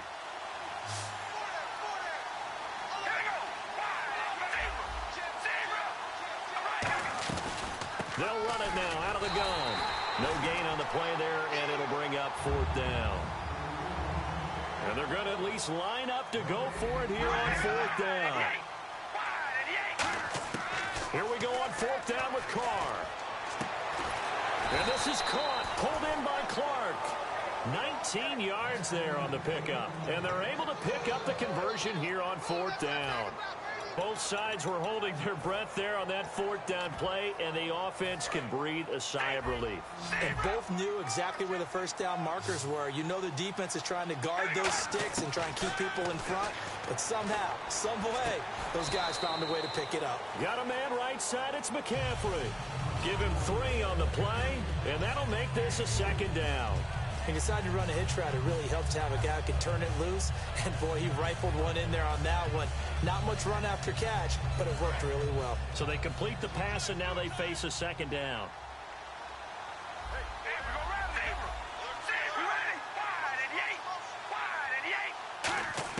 Now Carr on the bootleg. Being chased out left. Now he's going to let it go deep left side. And, oh, not only did he drop it, he dropped it in the end zone. I'm not quite sure how he wasn't able to hold on to that one in the end zone. A great opportunity lost, but a lot of relief for the defensive guys. When they get into film next week, they're going to want to know what happened. Where was the breakdown that almost allowed a touchdown? Halfback sent in motion. Throwing his car on third down. And he dropped it. Now it was tipped. Altered the ball a little bit, but he dropped it. And now fourth down. But, partner, anytime someone tells me that fundamentals are leaving the game, I'm going to show them this play because they couldn't get to the passer. So what do you have to do? Get your hands up in the passing lane, and they batted it away on a third down attempt. Now Justin Tucker's out to try the field goal. This is a 49-yard attempt, right hash. And Tucker's kick right there, it's good. And that will stretch the lead up to 3 touchdowns now. It's a 21-point game. A little bit of a lower trajectory there on the deep kick, and it worked. Had to do it because he had to drive it out low because of the length of the kick. Able to do that, got it above the defense and over the post. Tucker now following the made field goal, set to kick it away. That's fielded in the end zone. And in hindsight, probably should have stayed where he was, as he'll only get back to the 16-yard line. Now we take a glance at the offense as they work their way back out for their first possession of the second half. They're down in this game. A chance for the offense, though, to put something on the board, get some momentum here in half 2. Try and get things kick-started for them. And you know at the half, they discussed how they were going to get that done. This is where scripting comes into play a lot of the time. How many plays do you script coming out of the second? Most of the time in the first half, you're scripting 12 to 16. I think in the second half, you're really scripting more like 8 to 10. Kind of a starter or an opener, whatever terminology they use. Just something to get you off to a quick start.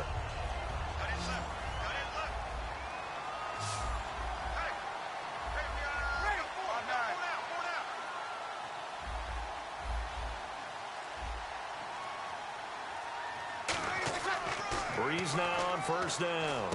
It's complete to Brown, right side. And they're able to get this one across the 35. It's a 10-yard pickup, and it moves the chains.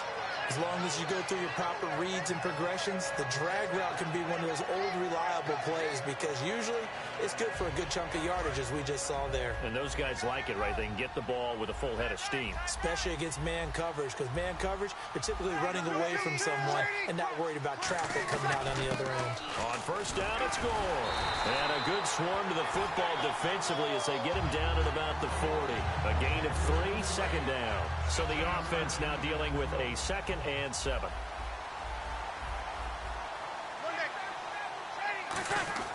Again, they run. Again, it's Gore. And he'll be taken down, but not before he gets into enemy territory. Give him 11 yards that time and a new set of downs. So the run moves the chains, and here we go on first down. On first down, Breeze. And he'll be hit as he releases it, and that'll fall incomplete. We just saw another example of really good defensive football, which has led to the cushion that they have in this game. Got to him once again, knocked him on the ground, forced an incompletion. Well, they've set the tone. It's one thing to set the tone, another to come in here on the road and set the tone. Welcome back live to Orlando. A lot of folks starting to make their way to the parking lot. Their guys trail big here to begin quarter number 4.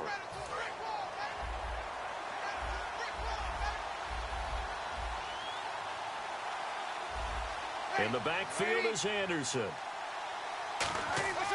Now Breeze on third down. And incomplete. The contact made the ball roam free and brings up fourth down. It appears that the pressure is affecting him today. Normally, he knows exactly when to get rid of the football, but today, because he's been hit a few times, he's getting rid of it a little bit too quickly. He's going to go for a big play downfield. And this is caught inside the 5. And he'll take it into the end zone for the Saints touchdown. Andre Johnson, 48 yards. And the Saints get a bit closer. And he's able to put it through.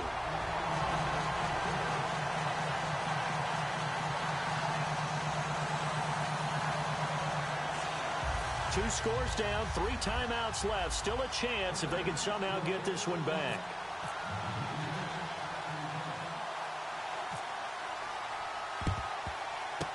And the Jets have got it.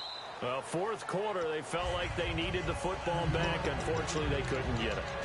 And I know we brought analytics into the game, and someone has said here that the data says that when a team's expecting an onside kick, 80% of the time, the team expecting it, they do actually recover the ball, which is what we saw here. I just wonder if that number is much more of a anecdotal type of a number. Kind of like when the coaches tell us, well, when you score on special teams, 93% of the time you win the game. I'm still waiting to see that number is empirical. They'll get 23 yards there, and that's good for a Jet first down. In recent years, the slot receivers really gained stature in the NFL because they can do so many things. Yes, they can line up wide like your normal wide receiver, but they have that kind of courage and toughness to run routes in the middle of the field and become dependable targets for their... And did he get the feet down? Yes, touchdown. Jimmy Graham, a 22-yard touchdown grab. And the Jets are going to add on to their lead. They had the lead in the fourth, but still passing. Finding the big target for the touchdown. Now that lead grows even more. Everybody gets to join in the fun. You know, it doesn't have to just be the wide receivers catching touchdown passes. The tight end doesn't just have to do just the dirty work inside. He gets a chance to get into the end zone as well.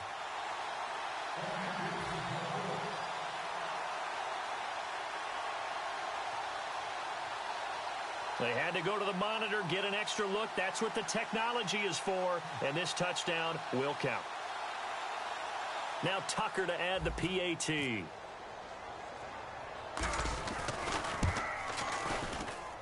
And he's been a busy man, 5 for 5 now as he knocks another one through to extend the lead.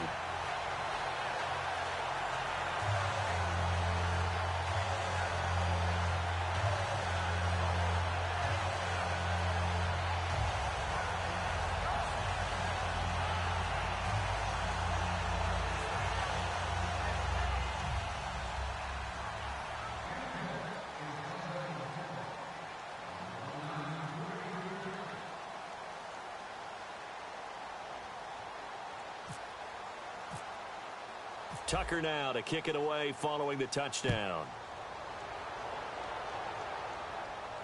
That'll be taken in the end zone.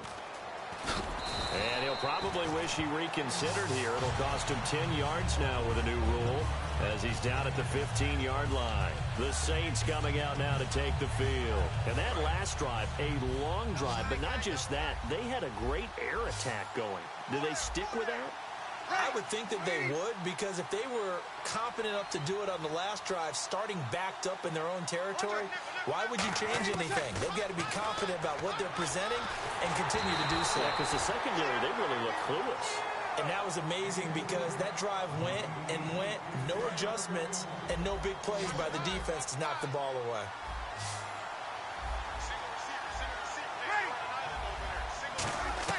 Breeze will try again on second down. They go with a screen to Gore. And some room to roam now. And he'll be taken down, but not before he gets into enemy territory. They give him a gain of 38. What really hurts defenses on screen passes is that they eat up one of their levels right away. Because you know, most defense there's 3 levels: D-line, linebacker, secondary. But on a screen pass, you're inviting the defensive line to get past them. Then you throw the ball over their heads, and now there's just 2 levels left to try and stop big guys out in front of a guy. And no escaping this time as he'll go down. They got him for a sack. A well-designed corner blitz that gets him for a loss of 8 yards.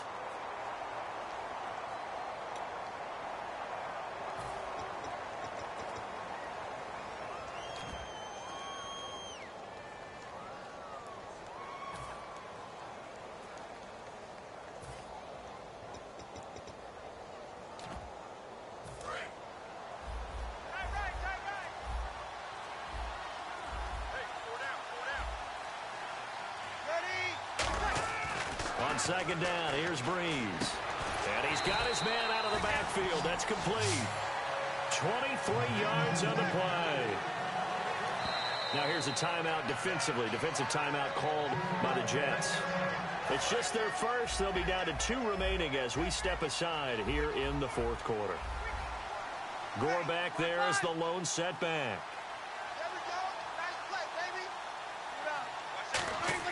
Throwing on first down is Breeze. And he'll go down here right around the 23-yard line. Time for a break.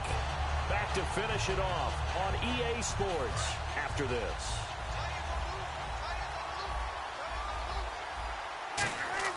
Now Breeze throwing on second down. A hit as he throws there, incomplete. The veteran Andre Johnson the target on that one. And it's third and short. Well, the pressure, the hits, the sacks have been coming at him all game long. I'm frankly surprised that they haven't found a solution yet to create more time for him to throw it or maybe change what they do on offense. And that's one of the biggest differences in this game and why they're losing right now. Breeze looking to throw on 3rd and 2. Under pressure, and he'll go down back at the 26-yard line. And the corner blitz gets him that time as he goes down for a short loss. And they're indeed going to go for it here on 4th down. So trailing here in the last quarter, let's see how this plays out. Now Breeze got to have this one. Sliding out of the pocket. A dump off here for Gore. And he picks up the first down yardage as he takes it down to the 16. We always talk about big-time players. Now the Jets are going to burn another timeout. That'll leave them with just one remaining in this 4th quarter of play.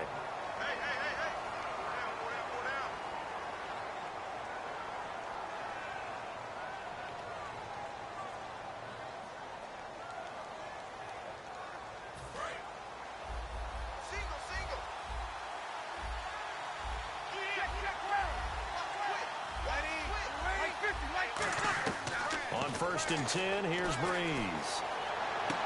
And he was hit as he threw it there, and it forces it incomplete. Well, the great coach has said football is really a simple game. Rush theirs, protect yours. And he's talking about those guys throwing the football.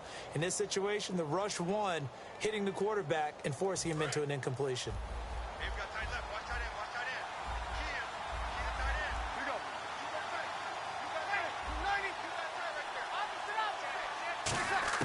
Back to the air on 2nd down. It's Breeze.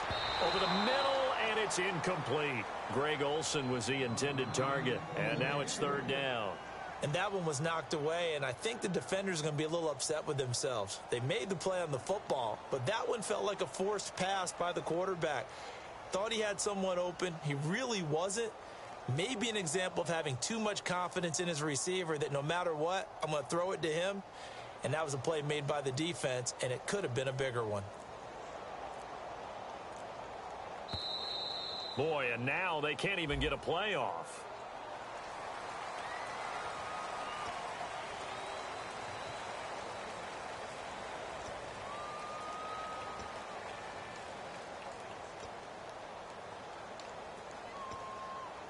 Well, just play after play after play on this long drive for the offense. So 3rd and 15 and an extra defensive back in the game now. Flooding the passing lanes. It's complete to Brown, right side. And they'll bring him down at the 13-yard line. Give him 9 on the play, and it'll be 4th down. That's certainly playing down in distance very well by the defense, isn't it? Take whatever you want underneath, by all means. So they're going to come to the line here, and it appears try to go for it on 4th.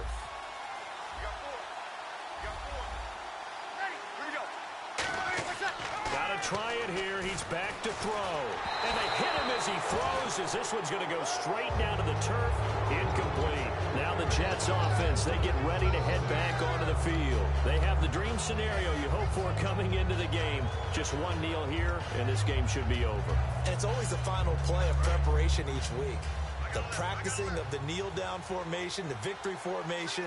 We've got a game in hand, and that's all they're going to want to do now. They'll put someone back deep just in case something goes haywire. But all in all, take the snap, kneel down, and shake hands. Yes, get out of there.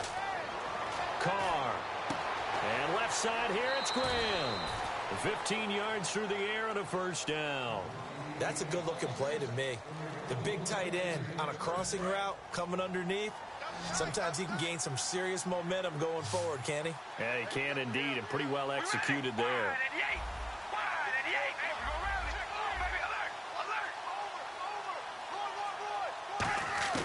Carr going to throw here. Fitzgerald bringing it in over the middle. Now whistles come in. We're going to get a timeout here by the offense. That'll be their third and final stoppage here as we step aside. So after that big play, let's see if they can catch their defense maybe on their heels.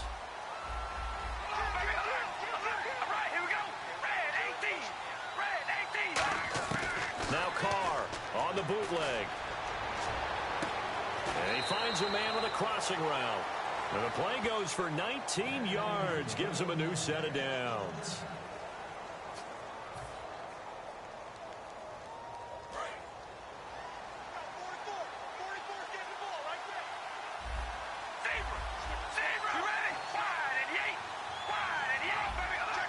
And he goes in motion here in the backfield. On first down, Carr.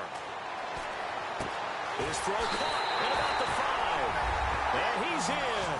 Touchdown, Jets. Jimmy Graham with now 2 fourth-quarter touchdowns. And the Jets find a way to stretch their lead.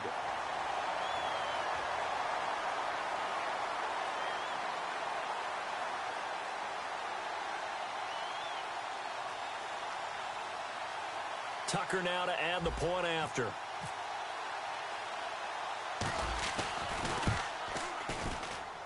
And that'll increase their lead to 28.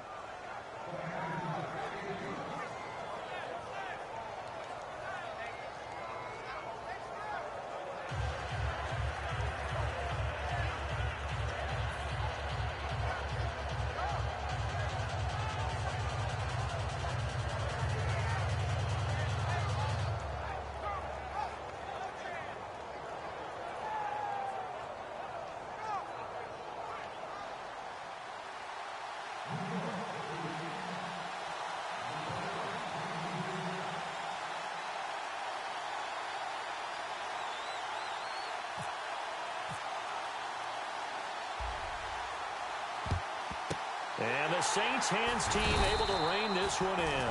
The risk-reward of the onside kick. When you don't get it, the risk comes out to play, and here they gave up great field position. And that's the key to everything, because you're trying your best to press advantages when you have them, and field position leads you to that type of play calling, and whether you want to blitz or whether you want to throw the ball deep, those types of things. Now that they've given up that type of field position, the advantage is switched to their opponent.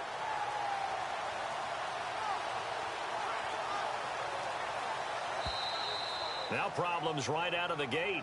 We're going to get a delay.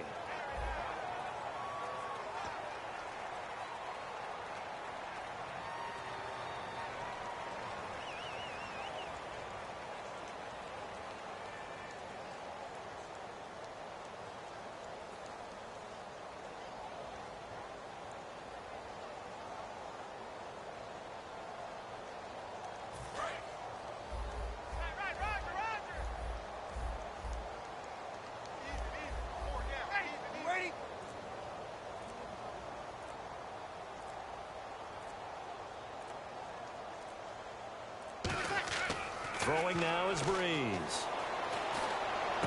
Johnson with a completion over the middle.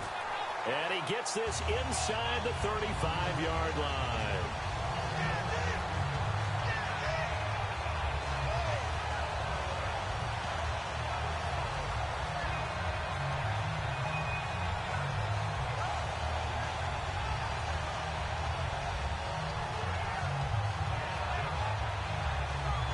So here we go, 1st and 10 now. A big offensive explosion helped leading them to victory. And the defensive guys, they're just saying, hey, put those points up every week. We'll just keep winning. They will gratefully accept them, won't they? It makes their job that much easier when they're scoring that many points. Allows them to play with a totally different style and a different flow.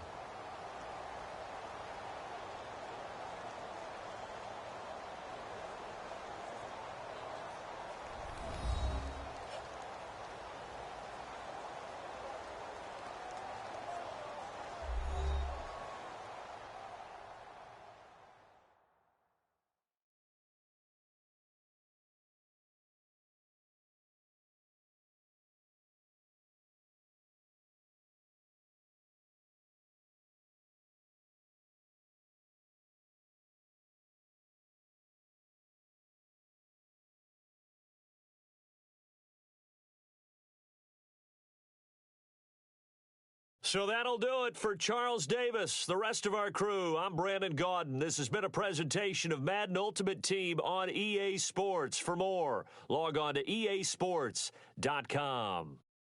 So long, everybody.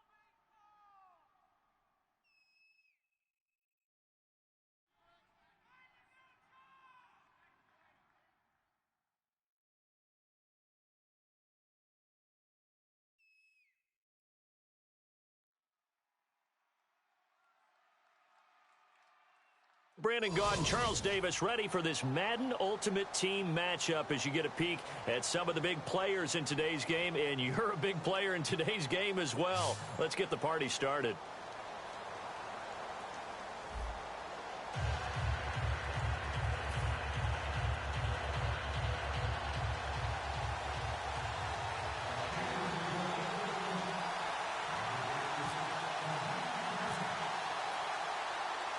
On to get us started now, the kicker, Chris Boswell. And we are underway from the City Beautiful.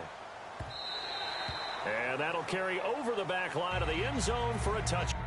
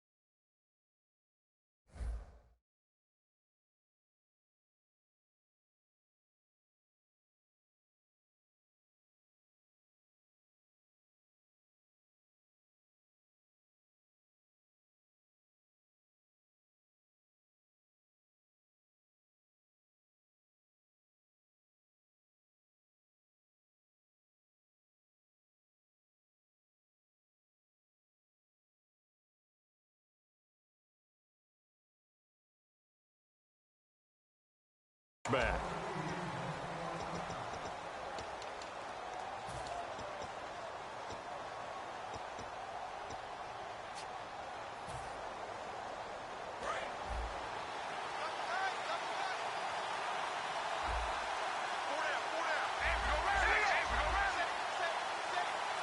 Looks like the defense in press coverage here.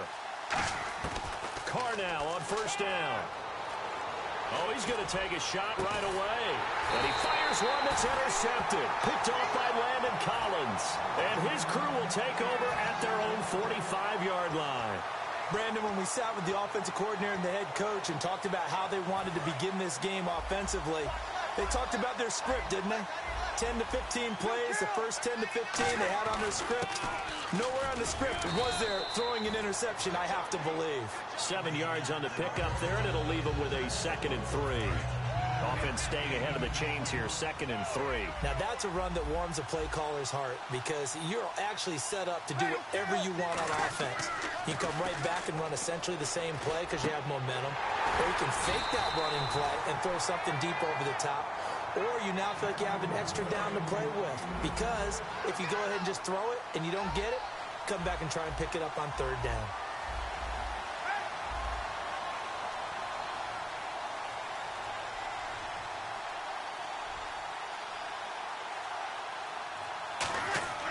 On 1st and 10, here's Breeze. And the tight end Olsen, right side.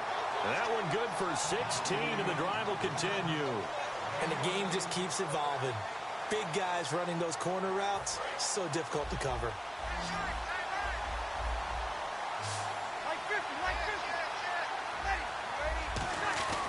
Now it's Gore. And he's going to push his way down to about the 12. A nice run there, 9 yards, and it'll be 2nd down. See if they stay on the ground for 2nd down. They'll stick to the ground game with Gore. And now they're inside the 10 as he's brought down at the 9. It's a 3-yard pickup, and that sets up a 1st and goal. Well, that was a unit that understood exactly where the first down marker was, handed it to their guy who could run it, created some space, and he got there.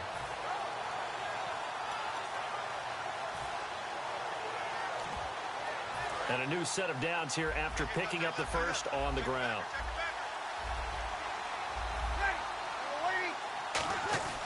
On 1st and goal, Gore.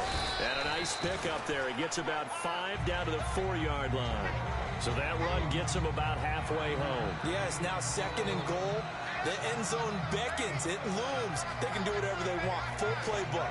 Run it again, or they can go play action and try and put it in that way.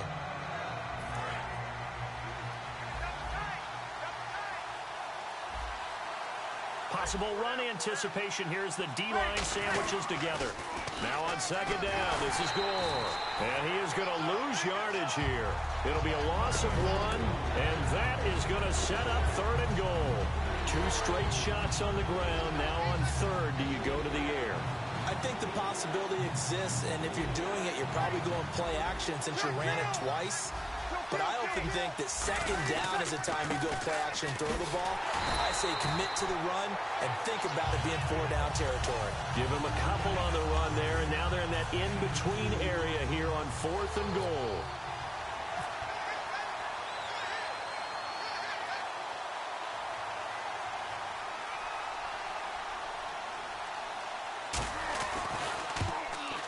And Boswell's kick is good.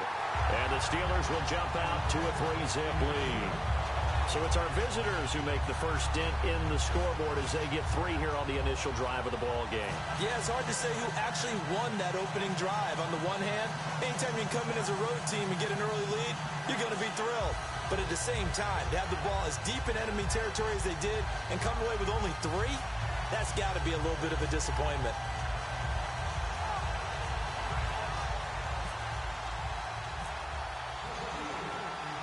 After the successful field goal try, here's Boswell to send it away. This is fielded at the goal line. And he'll make it across the 20 as his guys will set up shop at the 23-yard line.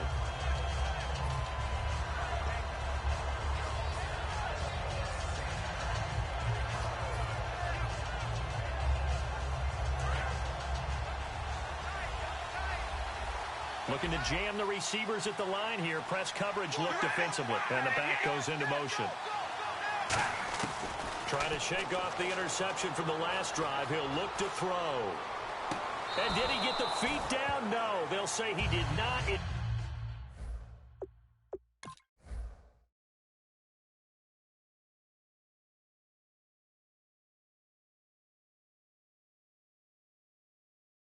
It's incomplete.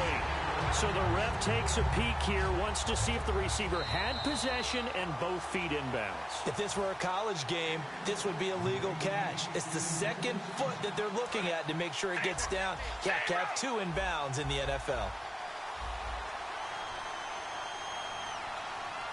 Halfback sent in motion. Carl trying again on second down.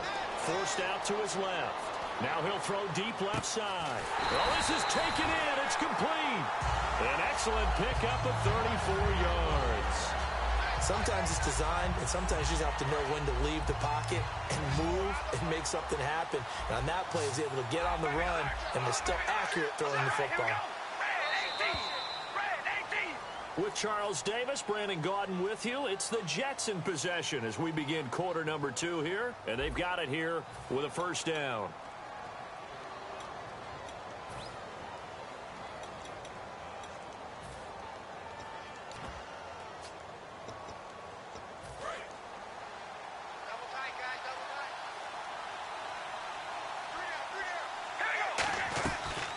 They'll run it now out of the gun. And he's going to fight his way forward here for a modest gain. It's a 6-yard pickup, but it gets him to 2nd and 4. And after the play on the ground, that brings up 2nd down here. Well, if you're a football guy, that's a pretty run because everyone is in sync right there. Obviously, the guy carrying the ball, but how about the people up front? Leverage, athleticism, they created some nice space for him. And he's going to be taken down, but not before reaching the 15-yard line. And that's why defensive coordinators always preach 11 guys to the ball. Because sometimes you have a missed tackle, but if you have a swarm of guys around, less room for them to roam even after the first missed tackle. In this case, tackle was missed, plenty of open field to get after that.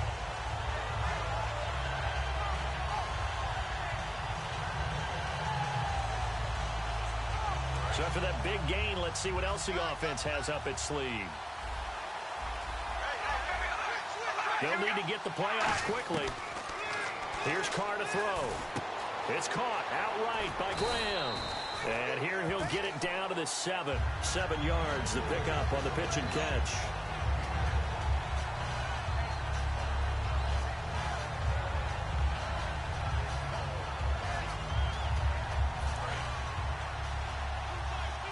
And some extras coming up on the line here, readying for the blitz. They'll run it now out of the gun. And he'll be stopped just outside the 5 at the 6. They got 2 of the 3 they needed there. Leaves them with 3rd and just a yard. Partner, we know today's NFL is really built around the guy throwing the football. But these short runs, they still pay dividends because they can take their toll on a defense and they can add up as the game goes along. You control the clock, you control the ball, and that way you often control the game. And Tucker's kick right there. It's good. And that will tie us at 3-3. So it goes down as an 8-play drive, and they cap it with the field goal. Yeah, they were able to pick up a few first downs along the way, but they couldn't keep the momentum going all the way into the end zone. So we're right back where we started. All even as the kick's away. This fielded a few yards into the end zone. The Steelers offense now, they head back onto the field. And they had 3 points last time, but they didn't want 3 points because they were well within range of scoring a touchdown. We'll see if they can do better now. I'm with you on that one. Let's just go ahead and be frank about the whole thing. The only one happy about the 3-point kicker. Exactly. He put it through the post. That's going to help him at contract time. But that offense, they're thinking, let's get in the end zone this time. I don't know if that helped him at contract time. You could have kicked that one through. I don't know about that. Toe bash. I don't know about that. Super toe. Breeze now on first down. A minute 57 to go in this first half. We'll come back here right after this.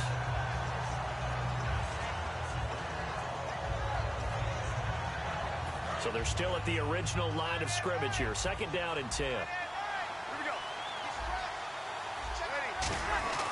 They run. It's Gore. And he'll be tackled at about the 35. A nice job to get 8 there after the incompletion, and now they'll look at a 3rd and 2 coming up. Okay, he didn't break that one all the way, but you got to know that he feels like he's right on the verge, and that's probably exactly what he's telling them in the huddle right now. Gore back there is the lone setback. This is Johnson. He's got it. And he's taken down at the 43, but not before picking up the first. One of the selling points of the in route is it gives the quarterback a really nice sight line to his receiver and almost on a direct shot able to throw the ball into the middle of the field and have a great chance of success as they did on that play. Breeze now on first down. And his throw is incomplete. It's always a good play when you're able to bat a ball away or down, because if you actually tip it in the air, now the offense is getting a second shot at catching the football, or another receiver may come along and grab it out of the air and turn it into a big play. So if you make a play on the ball, make sure it's knocked away or down. Otherwise, there could be some jeopardy. Well, we know he's got the speed there. He needed the speed and the hands. A great catch.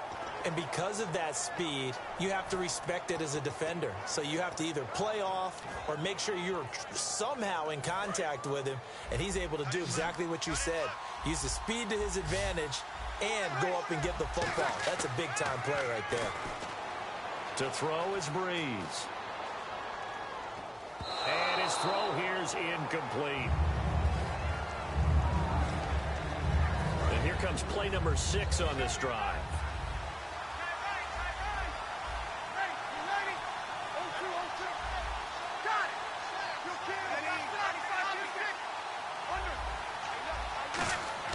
Back to the air on second down. It's Breeze.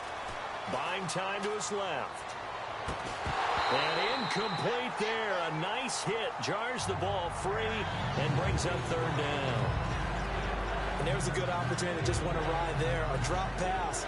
I guess that's why they call them running backs and not catching backs. Here comes the 7th play now of this drive as this is 3rd and 10.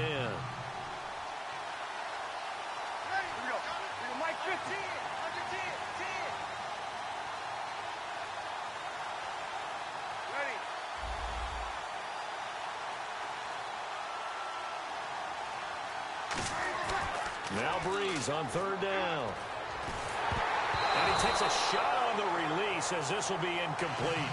It's always tough trying to keep your guy upright when he's trying to throw the football. When you're dealing with those big, bad guys on the defensive front, it's even tougher. And this time, those guys on the opposite side won the battle, getting to the quarterback and knocking him into an incompletion. And this is right down the middle as he puts it through.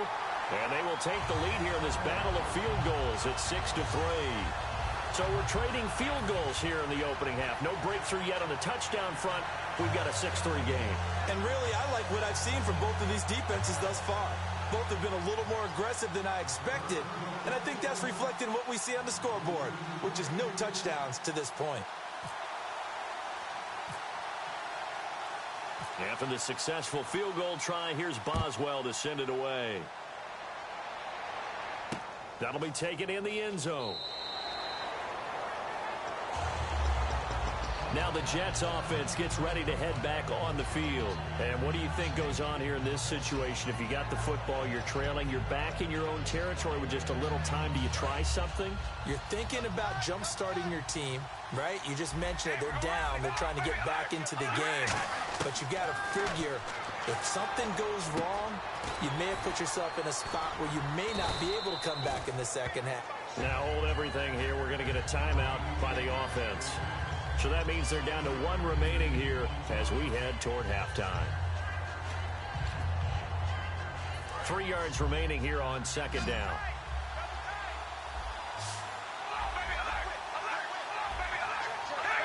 And he goes in motion here in the backfield. Now Carr on the bootleg. Escaping the pressure right. Oh, the ball comes out on the hit, but they'll say it's incomplete. The intended receiver, Tavon Austin, and it's 3rd and short. Different pass rushes are designed for different things. Sometimes you want to keep the quarterback in the pocket. Sometimes you want him to flush.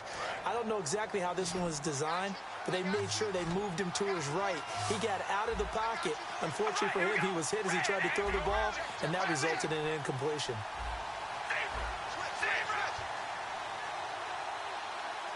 And the back goes into motion.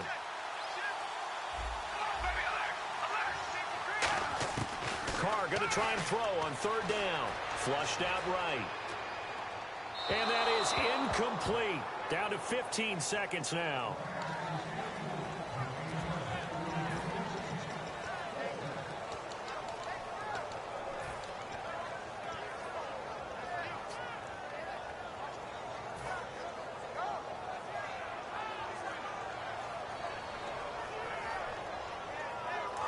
So the confidence here in the offense on 4th down, they're going for it. All right, Here we go on 4th down with Carr.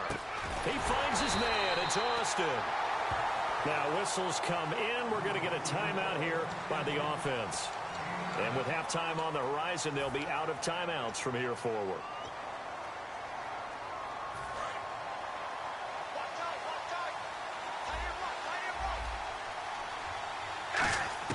On 1st down, Carr. Got a man right side, it's McCaffrey. And he'll go down right around the 47 this time. Time for a break. We've hit halftime. 2 quarters down, 2 still remain. We step aside. This is the NFL. Well, that came a little abruptly here. Still working on my apple up in the booth. Hang on here, let me spit this out. Then we can get to the 3rd quarter now.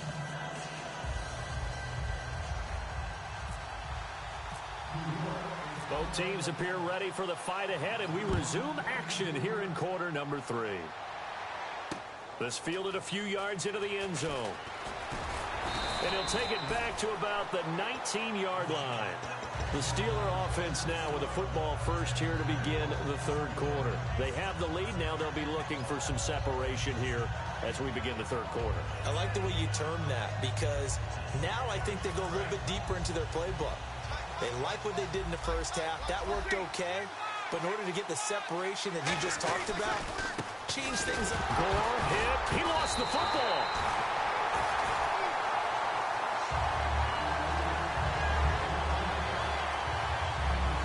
So the offense avoids disaster, keeps possession. Now it's 2nd down.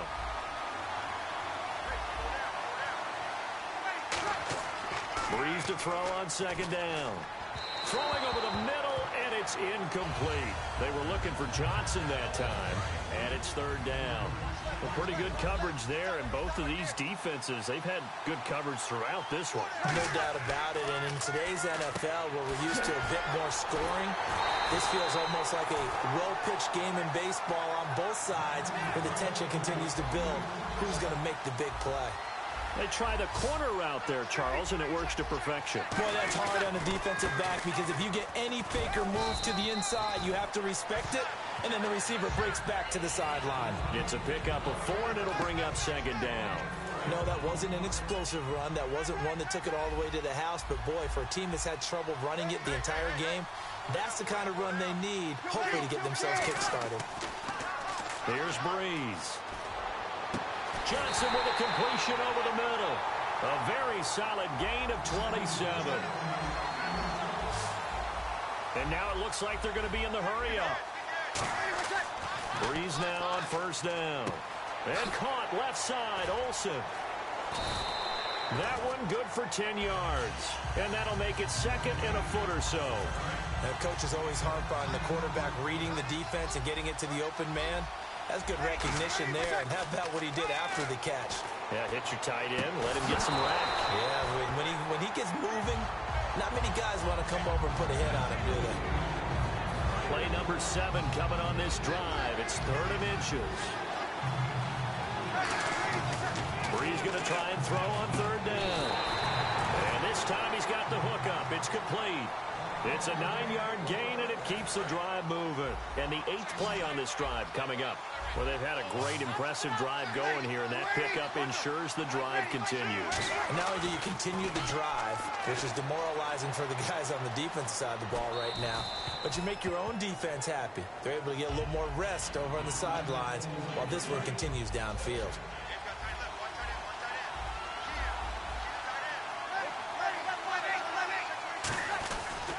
Here's Gore. And stopped a few yards shy of the goal line at the 3. It's a 10-yard gain there, and it sets them up now 1st and goal. And now they're in the hurry-up. Here's Breeze to throw. That's caught at the 1. It'll be a 2-yard gain, and that'll bring up a 2nd and goal. When you see zone defense and you know you've got a drag route on as your primary call, you've got to be really careful as a passer about how far you let your guy go because he might wander into some tough coverage. Oh, long drive. The defense just cannot seem to catch a break and get off the field. Play clock hit 0. Don't know what went wrong there, Charles, but it's going to cost them 5 yards. Has to be some organization from the sideline. Sometimes when you're trying to decide on what play to send in, the play caller has to move a little bit faster.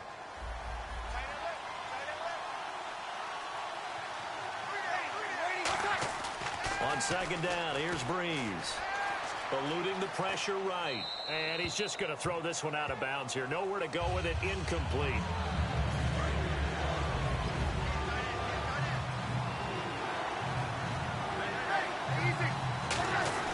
Breeze now on 3rd and goal. Flush to his right. And he'll just throw this one over in the way of the security crew. Incomplete here. Let's face it, perfection is something we all chase, whether it's playing this game or whatever we do. Hard to attain, but that's what they were searching for as that pass goes incomplete. And Boswell's kick is good. And the lead will increase to 6 now. It's 9-3. So 3 field goals for him here, and this last one helps him stretch out the lead. And he's been solid as usual. And this is what you need to do. Make sure you get points out of every possession. And so far, they've done it. And all deep in his own territory, he coughs up the football. So a teammate picking him up there, that was nearly disaster. And the way that you coach these things, you want to make sure you have eyes towards the return guy, because you want to make sure that the catch is secured. A lot of teams do that. They have at least one guy. Okay, you're responsible for making sure he secures the catch. He's not always the one that makes the recovery, but he can always sound out the alarm. Hey, ball's on the ground. We've got to get it back. Throwing left side here, and it's complete. 15 yards through the air and a 1st down. So the offense has it 1st and 10. On 1st and 10, here's Carr. Oh, a ball batted in the air, and now it's intercepted. Ricardo Allen with a pick. Out comes the Steeler offense now, ready to see what they can do here. And a methodical drive last time, but they couldn't get that knockout blow. They had to settle for 3.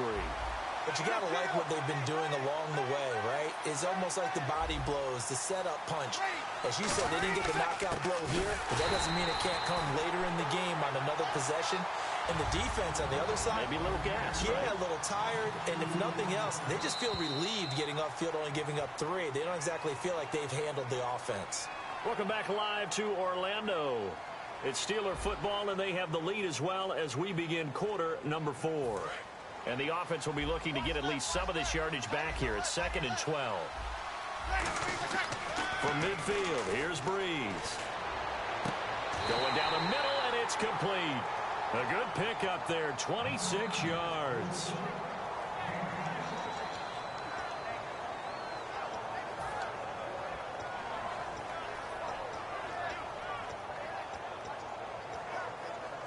Offense comes to the line now, 1st and 10.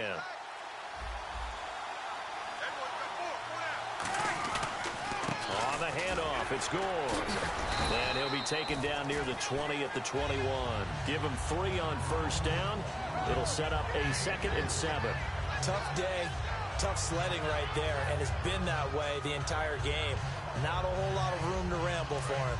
Yeah, you're right. It's been that way all afternoon. Didn't get a whole lot better there. They come out here in the eye. Another carry now for Gore. And he'll get this one down to about the 17. 3 yards on the pickup. That's going to set up an interesting third and about 4 to go.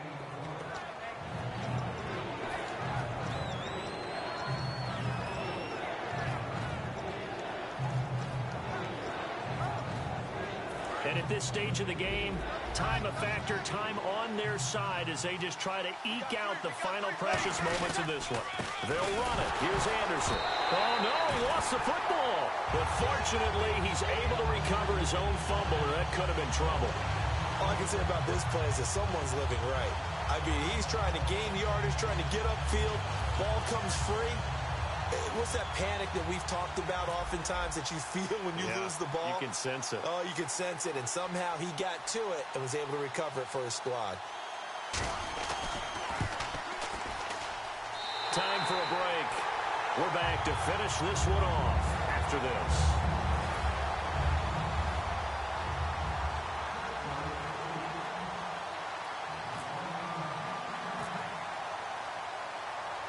After the successful field goal try, here's Boswell to send it away. This is fielded a couple yards deep. And he's able to get it across the 20, but not by much, as he's marked down at the 21-yard line. And New York set to take the field. And following the interception, just any interception, are you a little bit more cautious when you start that next drive, or no, you just throw that out the window? I think you are. I don't think that there's any way you can run back out there and go, totally didn't affect me. Let's just go ahead and be loose with the football again. You're going to take care of it, but you have to be careful about being too cautious because now you can't run any offense at all. Still want to attack. We'll see how they attack him here. Now Carr. Escaping. And no escaping this time as he'll go down. They got him for a sack. Charles Haley in there to take him down, and the clock will roll. Second down, sack by the defense. What type of pressure will they bring here on third? We'll see. Carr to throw. And he couldn't hang on to it through the contact. Incomplete. And no move to pull Carr and the offense off. They're going to go on fourth down.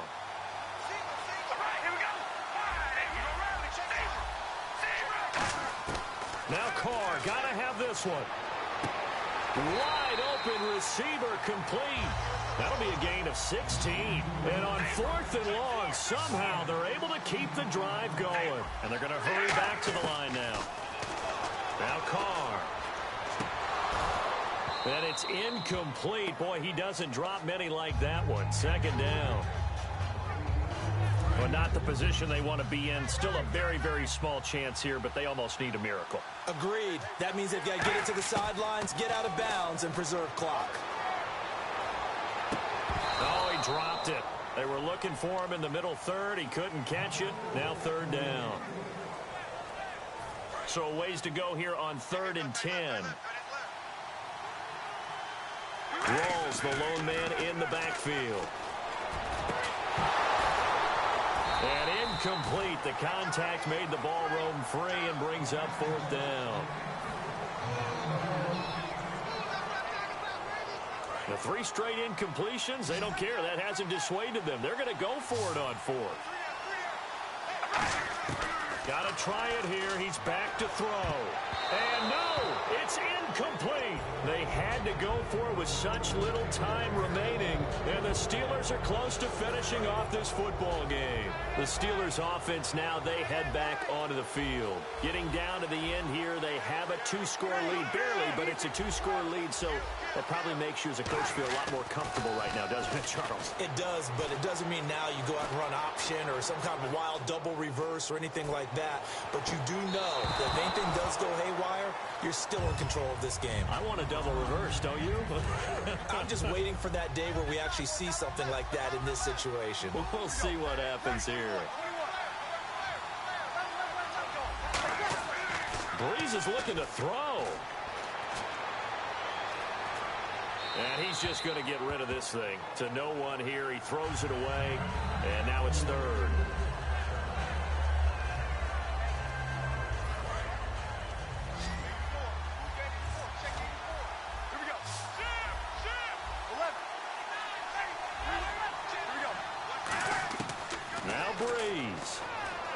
Trying to lay one up deep. Oh, it's a touchdown if he holds on. Instead, it's fourth down. In this situation, it's really tough to figure out how to defend because they have plenty of room to still take deep shots at the end zone as they just did there. Yet at the same time, you've got to be ready for the short throw. In this case, when you see the cue that they're going for the end zone, retreat and make sure you have a way to play forward, back towards the receiver, and have a chance to bat the ball away as they did there. He's going to let it go again. That'll be incomplete as the clock will stop with 14 seconds remaining. Then they're going to come up empty here on fourth down. And New York set to take the field. They might be thinking this is close to a lost cause here. Got to play it out. What do they need to do? Well, they have a thought process in mind already, but they can't get ahead of themselves. They know that they need to score quickly. Yep, two-score game. Onside kick and get the ball back, and then score again. But they can't worry about the last 2 points. The only thing that matters is scoring quickly. Then they'll take it from there. And on 2nd and 10 now.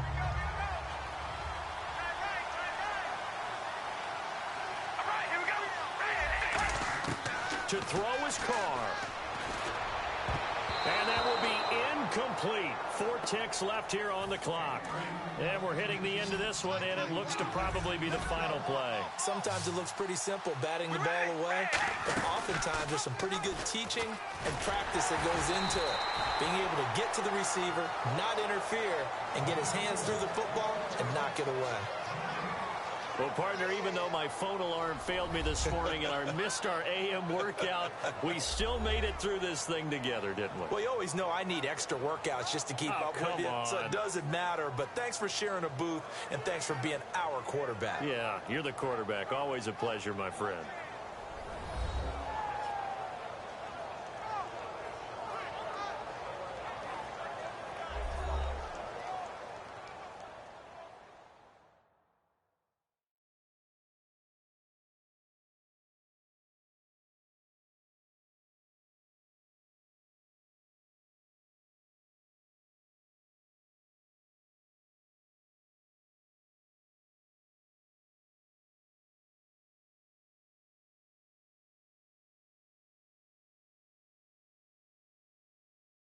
That'll do it for us. For Charles Davis and all our crew, I'm Brandon Gaudin. This has been Madden Ultimate Team on EA Sports. Join the discussion on Twitter at EA Sports_MUT. So long, everybody.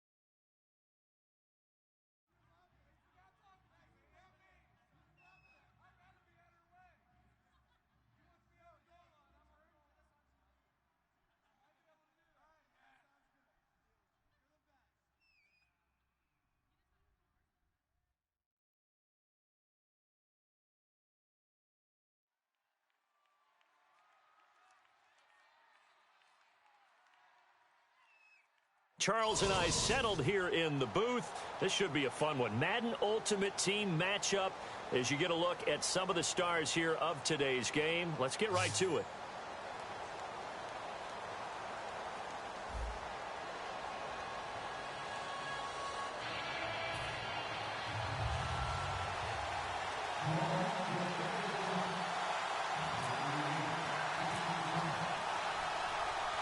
On to get us started now, the kicker, Chris Boswell. And here we go. We're underway in Madden Ultimate Team. This is fielded at the goal line.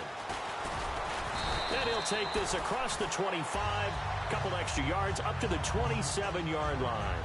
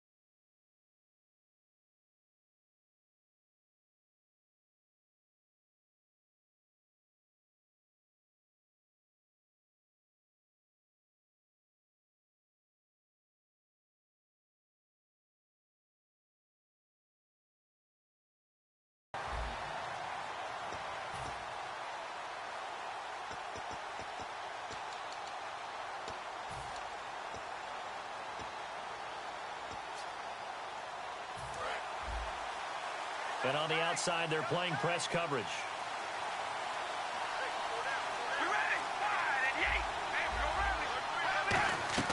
On first down, Carr. He rifles one that's intercepted. Picked off by Deion Sanders.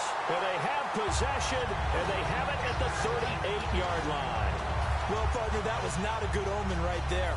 The very first play from scrimmage, you just want to give yourself a nice, simple throw and hopefully get yourself into a rhythm. That is the last thing you're expecting. And now you put your... And he will be hit from behind and run over. Wow.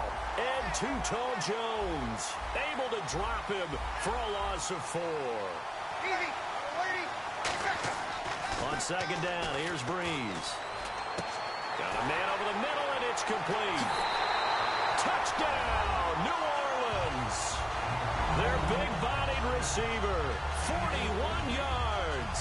And the Saints have taken the early lead. Well, that's how they envisioned it, get the football to start the game and score it. And I don't know if that was scripted. Was it an audible?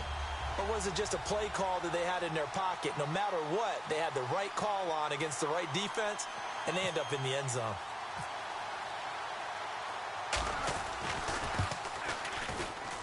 And it's good as the Saints have a 7-0 lead.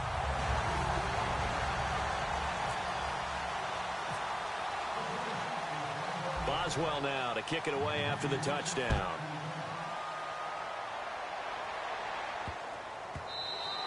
And this will not be returnable. It's out of the back of the end zone for a touchback.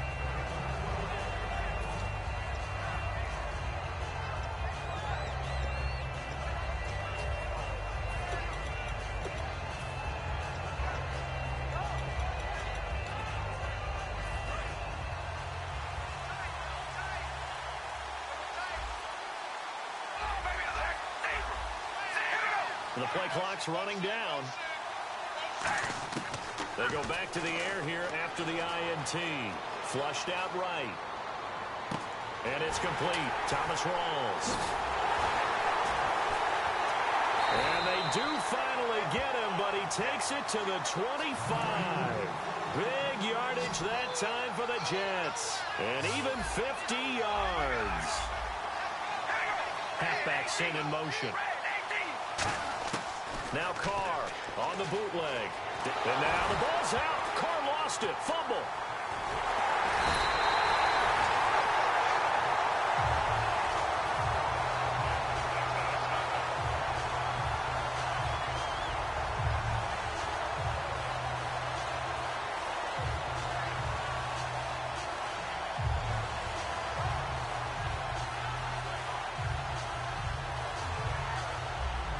So after nearly turning it over, new life here for the offense on second down.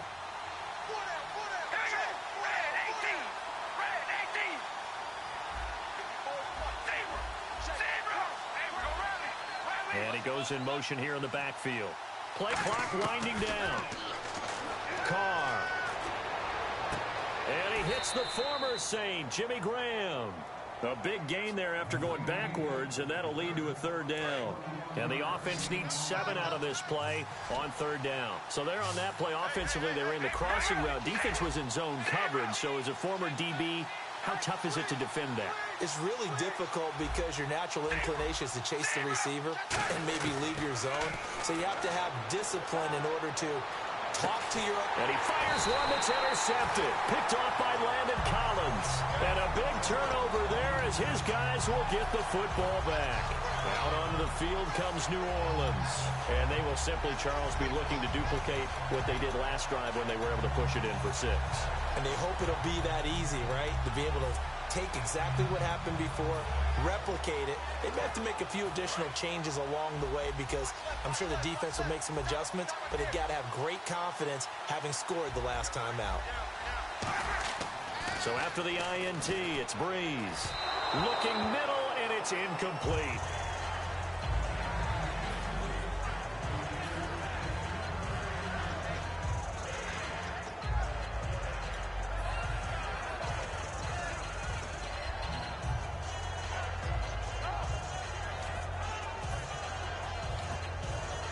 Unable to connect on the first down pass play. Now it's second down.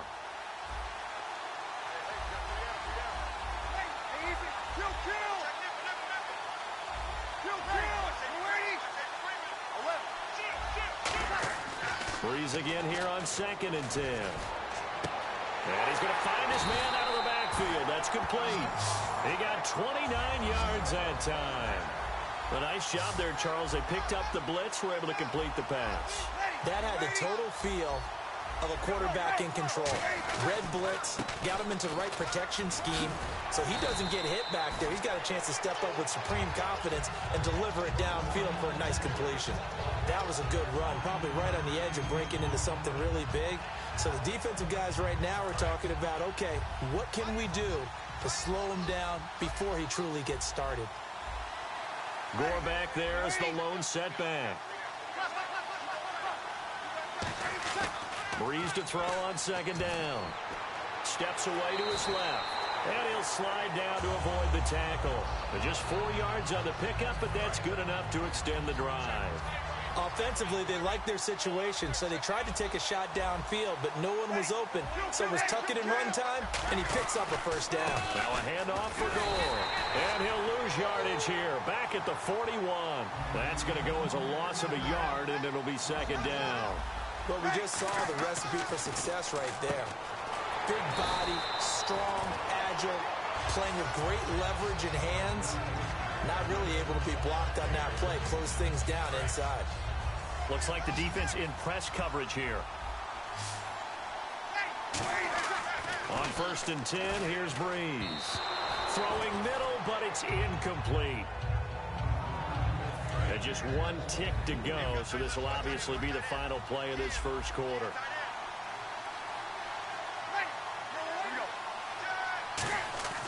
Breeze will try again on second down. And the tight end Olsen, right side. With Charles Davis, I'm Brandon Gaudin. It's Saints football to begin quarter number 2. And they're on the move here. They've got it 1st and 10. And the 8th play on this drive coming up.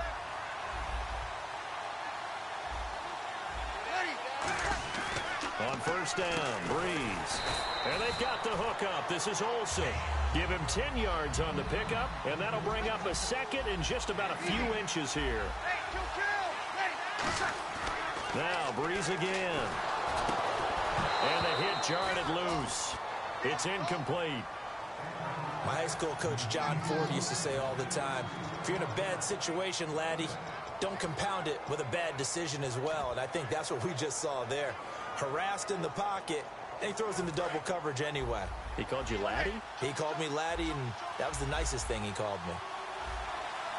Oh, it's a nickel set here defensively on 3rd and inches. Still want to be prepared for a pass. And he's going to have a first down here as he gets this one to the 17-yard line. And the seemingly endless drive continues. And he'll give it here to his running back. And they're going to lose some on this play. Being knocked back to the 18. It's a loss of a yard there, and now 2nd down. When I see Cameron Wake make plays like that, I can't help but shake my head sometimes. He had to go to Canada first before he came back to the NFL, where he's now an all-pro. Yeah, undrafted out of Penn State, but look at him now. And just think about all the pass-rushing moves he has, his ability to play against the run. Remember, he was a combo outside linebacker, defensive end. Now he's just simply one of the best in the NFL. It'll be a pickup of 10 yards. And that is going to set up a 3rd and 1. Look, the first down marker is out there, but sometimes it's hard to find for an offense when they're in a long yardage situation, which usually means throw the football. In this case, they went against the tendency and ran it. And boy, the reward was there. A big, big pickup. And guess what? It's now 3rd and very short in order to try and pick up a first down. Now here's a timeout defensively. Defensive timeout called by the Jets. They'll have 2 remaining as we step aside here in this 2nd quarter.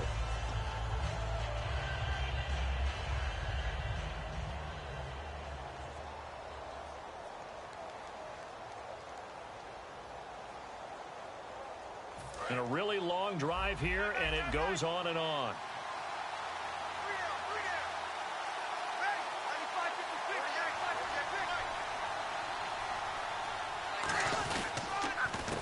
Counter, goal.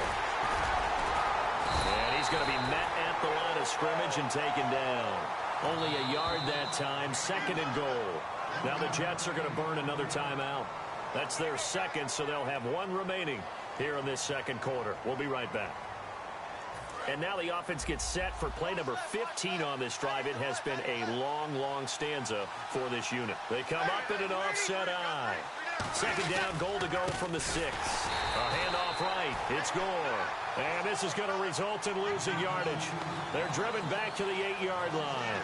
Not only was that a terrific play, but that loss of yardage they created this close to their own goal line, that gives them a little breathing room now as they move them back. And they're breathing fire a little bit right now, aren't they? A lot of confidence being shown by them at this point of the game. Well, just play after play after play on this long drive for the offense. Ready.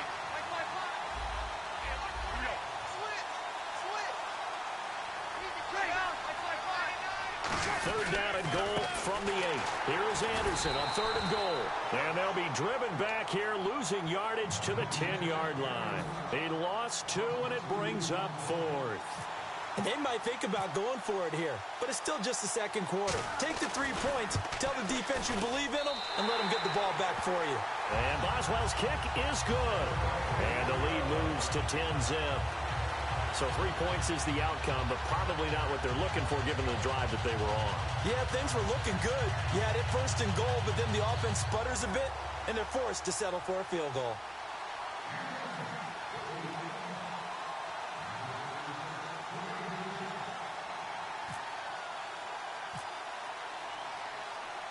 After the successful field goal try, here's Boswell to send it away. And they will not get a chance to return this one as it's through the end zone for a touchback. And New York set to take the field. And 2 picks thrown here in this first half alone. We'll see how that affects him. Can't wait to see where his confidence is, because the great ones, they'll throw 4 or 5 picks, and while it'll hurt their team, it won't hurt their confidence. They'll think something was just wrong with the ball or the wind or something was funny. And he will not get away from the pressure here. Carr taken down. Charles Haley in there to bury him for a loss of 11. So the D-line's going to spread out. On 2nd down, here's Carr. Over the middle, that's complete to McCaffrey. And they're going to get this one all the way out across the 45. A great job pulling that one in from a guy, as we know, who can really blaze. He's got a lot of speed. And that speed can work for him so many different ways. Sometimes he just takes off and goes and just runs past people. Sometimes you get people to back off so far that you can catch everything underneath. But still, at some point in the game, you probably have to make some contested catches, right? Sometimes you have to go up and beat a defender for the football. He has that in his arsenal as well. Showed it right there. First down and 10 now for the offensive group. They isolate Hopkins on the left side. Throwing on first down is Carr. And this one's incomplete. Receivers work all the time on making sure they catch the ball, haul it into their bodies before they turn and run. A little bit of loss of focus on that play. Back to the air on second down. It's Carr. The catch made by DeAndre Hopkins. And brought down, but not before they're inside the 25. Fresh set of downs here. And those first downs do add up. The offense keeps the ball moving downfield and keeps their defense on the bench, giving them a chance to rest. Got a man, it's caught. Touchdown, Jets. Larry Fitzgerald, a 24-yard touchdown. And the Jets are able to make this a close game again. And they're back within a field goal. It's 10-7 now. Tucker now to kick it away following the touchdown. That's fielded in the end zone.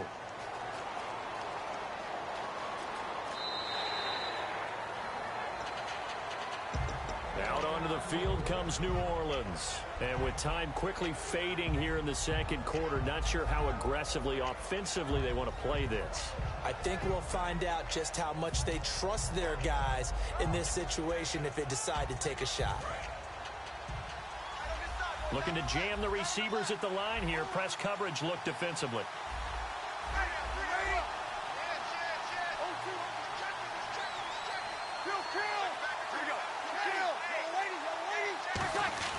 They'll try and start the drive here with Gore. And he will lose yardage and be backed up to the 24.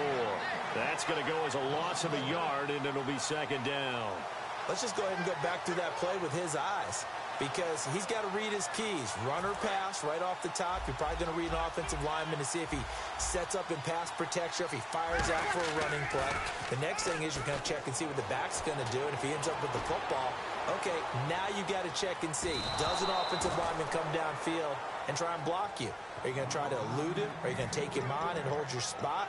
What are you going to do? In this case, didn't have to do any of that. Saw all of his keys, saw the play in front of him, and ran clean to the ball carrier and finished off the play. Now Breeze. And caught left side, Olsen. And he's able to get the first before he's taken down at the 36. That's it for the first half. 2 more quarters to go. We'll have plenty more to see after the break.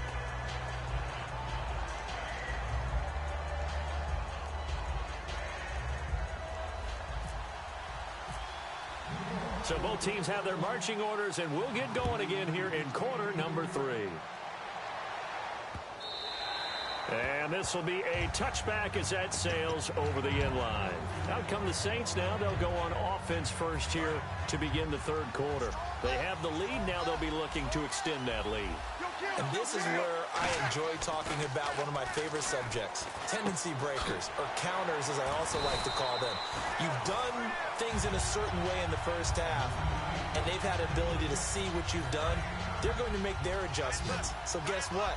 You adjust yourself and try and stay ahead of the pace because you are looking for some separation in this ball game. The adjustment to the adjustment. Without a doubt. Show them one thing, hit them with something else. They get 6 on the pickup there as the drive will continue. And the offense lining up 1st and 10.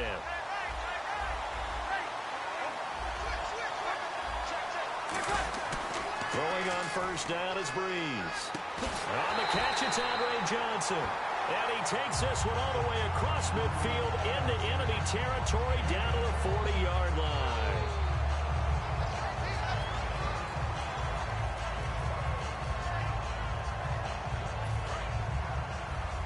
And on the outside, they're playing press coverage.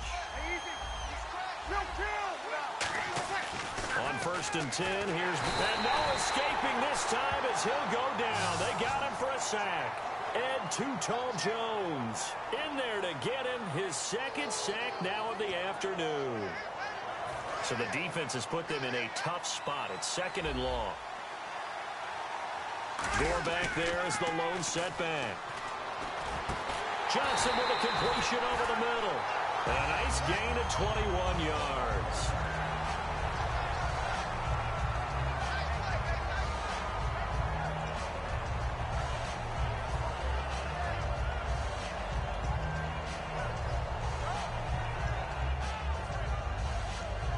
So here we go, 1st and 10 now.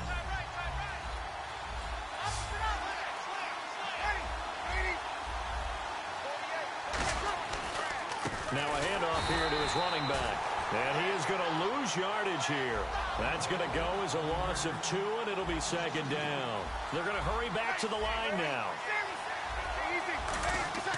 On 2nd down, here's Breeze. And the tight end Olsen, right side. The reception good for 7. It's 3rd down.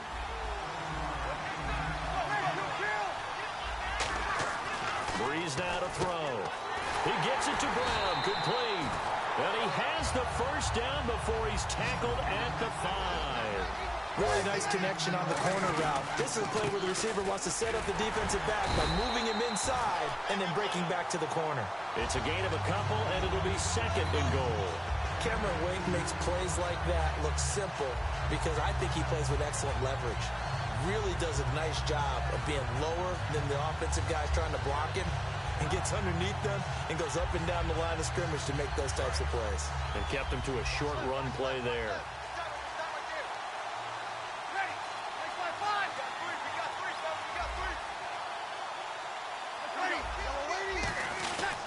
Another try on 2nd down for Gore. And he is in for the score. Touchdown, New Orleans. Frank Gore, a 3-yard touchdown run. And the Saints add on to their lead. It's good to make it 17-7.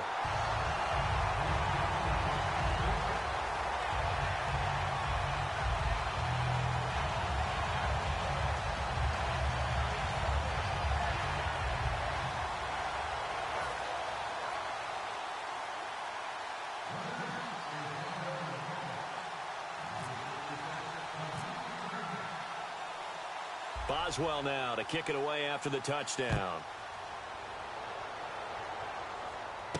This will be taken in at the 1. And he'll take it past the 25 and up to the 28-yard line. Here's the Jets offense now getting set to start off this 3rd quarter. They trail offense, first time to touch the ball in quarter 3, and we'll see what they can do. And I can't wait to see what they have planned. Because some teams script to start a half. Other teams just go, okay, these are the sequence of plays we want to run. These things worked well for us. And sometimes they throw in that big chunk play right away. Shocker. Try and get after them early and try and create a big play to give themselves some momentum. See what they have up their sleeve. It's a big play that time by the Jets. 37 yards. So what's the old expression that quarterbacks like to use when they decide to throw the football? I'm looking for either a touchdown or a check down. And he took the check down on that play, and it worked almost to perfection. Being chased out left. His throw incomplete. 2nd down now after the incompletion. And the back goes into motion. Now Carr on the bootleg. Going to Rawls on the dump off. And he gets this one all the way down inside the 15. A good pickup there at 22.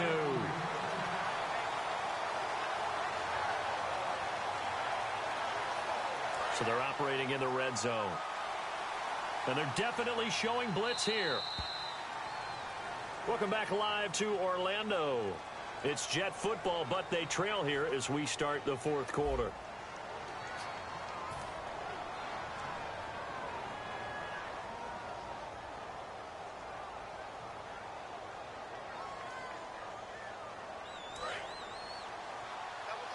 Looks like the defense in press coverage here.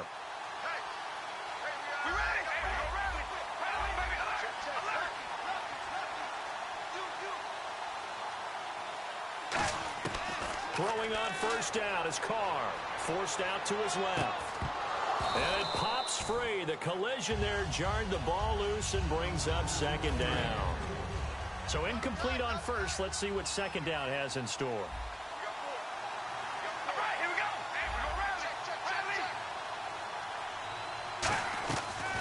play action. Now Carr. And this will be caught in the end zone. Touchdown, Jets. Dallas Clark from 13 yards out. And the Jets have made this a one-score game. Well, the lost sleep that the defensive coordinator had all week preparing for this game, a good portion of it was trying to prepare for him because he's absolutely a phenomenal player. And a lot of times around the goal line, they know it's going to him. It's just so hard to stop. And that's where it really becomes difficult because you're exactly right. They know it's going to him, yet they still can't stop it. That tells you when you're a dominant player. And now the Saints get set to trot out there. And they'll be looking to build off of a nice drive last time, a drive that really relied on the quarterback. Making good decisions, distributing the ball well, distributing it accurately, keeping it away from danger. A really nicely run drive. But now the defense, what adjustments do they need to make in the passing game? Pass rush, pass rush, pass rush. Whether it's the guys up front or maybe you bring additional guys, but you've got to disrupt the timing of them throwing the football. We'll see if they can disrupt it here. It's a 9-yard pickup on the play, and that'll make it second and short. Completed pass play. Now let's see if they go back to the air or to the ground. Gore back there is the lone setback. And they'll get it up the middle. It's a 7-yard gain there, and it's good enough to move the chains. 2nd and 1, and people want to run the football. This is where every back in the league is supposed to do exactly what we just saw there. Pick up the first down.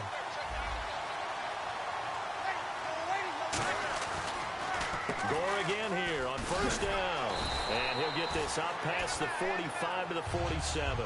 It's a 6-yard gain on the ground, and that'll make it 2nd and 4. That was a good run, and it got to the second level. And what I mean by that is that's where the linebackers usually play. First level being the defensive front, last level being the secondary. But the strong safety position ended up making the tackle. And oftentimes we call them a hybrid. Combination defensive back, combination linebacker.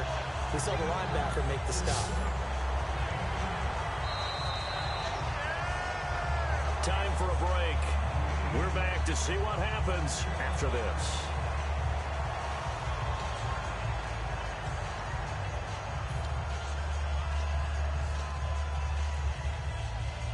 So the offense has it 1st and 10.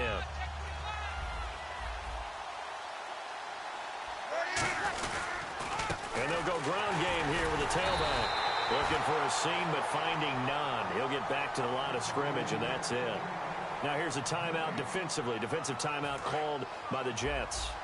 It's just their first. They've got 2 more to use here in the final stages. Bree's going to throw. And they've got the hookup. This is Olsen. A good pickup there at 20 yards.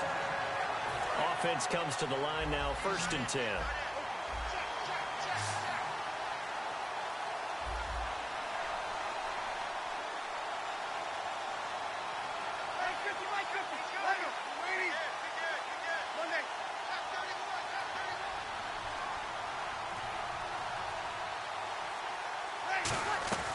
They'll run it now out of the gun.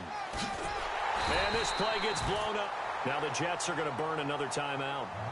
That'll leave them with just 1 remaining in this 4th quarter of play. And frankly, Brandon, we're talking about things I'm not sure we ever thought we'd talk about in the NFL. And a lot of that is the speed at the linebacker position. A lot of these guys in college, they were safeties. They moved them up to outside linebacker to combat the spread offenses, and now we're seeing it in the NFL. Those same guys using their speed to make plays in the backfield, similar to that one. Now hang on here. Timeout called by the defense. That'll be their 3rd and final stoppage here as we step aside.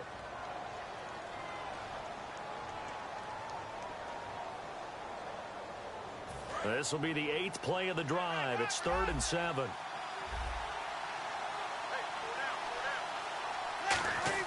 Back to throw, Breeze. And he is into the end zone. Touchdown, New Orleans. Antonio Brown from 10 yards out. And the Saints now add 6 to their lead. Well, it'd be real easy to say that they are firmly in control right now, but I'm looking at your face and I'm thinking I've got to be careful with that. Well, it's a 2-score game. You're inside at 2 minutes. I think you can breathe relatively easily now. Yeah, you can, but still, you got to stay vigilant. Can't give up anything cheap and easy. That could put you in some jeopardy. That's fielded in the end zone.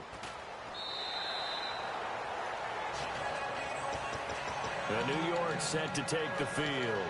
And they're hoping to capture some of that magic they had last time out when they were able to put together a scoring drive. But they're still down here, Charles.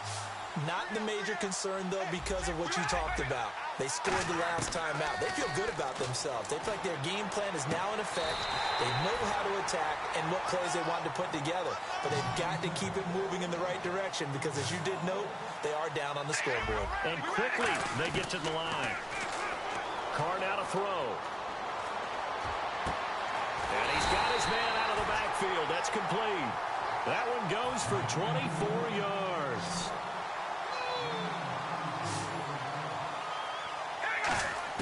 To throw is Carr.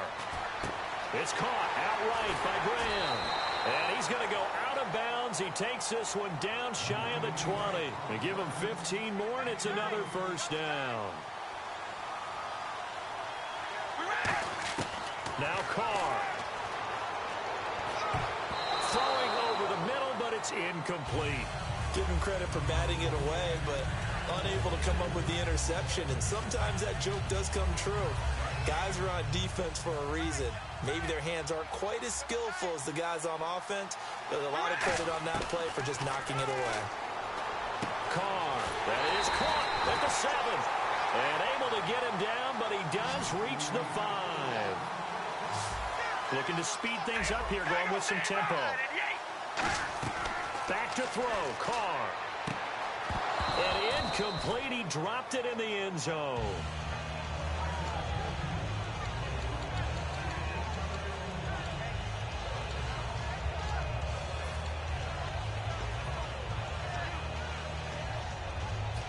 So the incomplete pass brings up second down. Looking to jam the receivers at the line here. Press coverage look defensively. Carr to throw. And this is caught down for a late touchdown. So hold everything here. This one's not over yet. What a great weapon. So often, such a big mismatch. And there's no route he can't run. You name it, he's going to do it. And he's a matchup nightmare for the defense. No matter who they put on him, he's going to win the battle. 35 seconds to play. Everything will come down here to this onside kick. And this is going to be recovered by the hands team. And that should just about put a capper on this one. They had to go for it with no timeouts remaining, though now. This one's as good as over. They gave it an effort. They tried their best, did everything they could to try and get the ball on the onside kick. You're exactly right. They had to try it. It was their only option. And now this game is done. Just take it, kneel, and call it a day.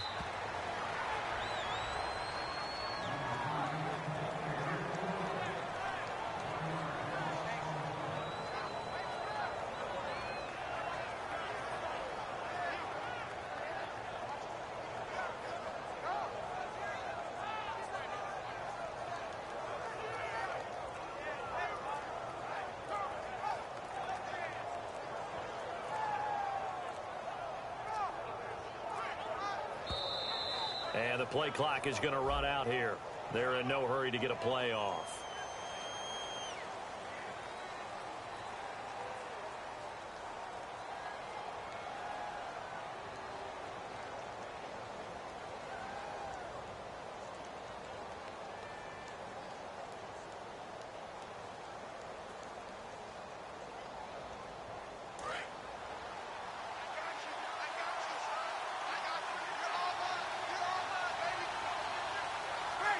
Drew Brees with a kneel down, and that ought to do it.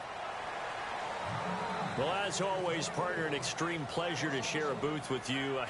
I have to say, I am impressed at your discipline because you came here and you said you were not going to eat any of the media buffet. You made it to the end. You didn't consume a single calorie. I appreciate that. What you missed is me going to the concession stand outside of your eyesight and getting it done that way.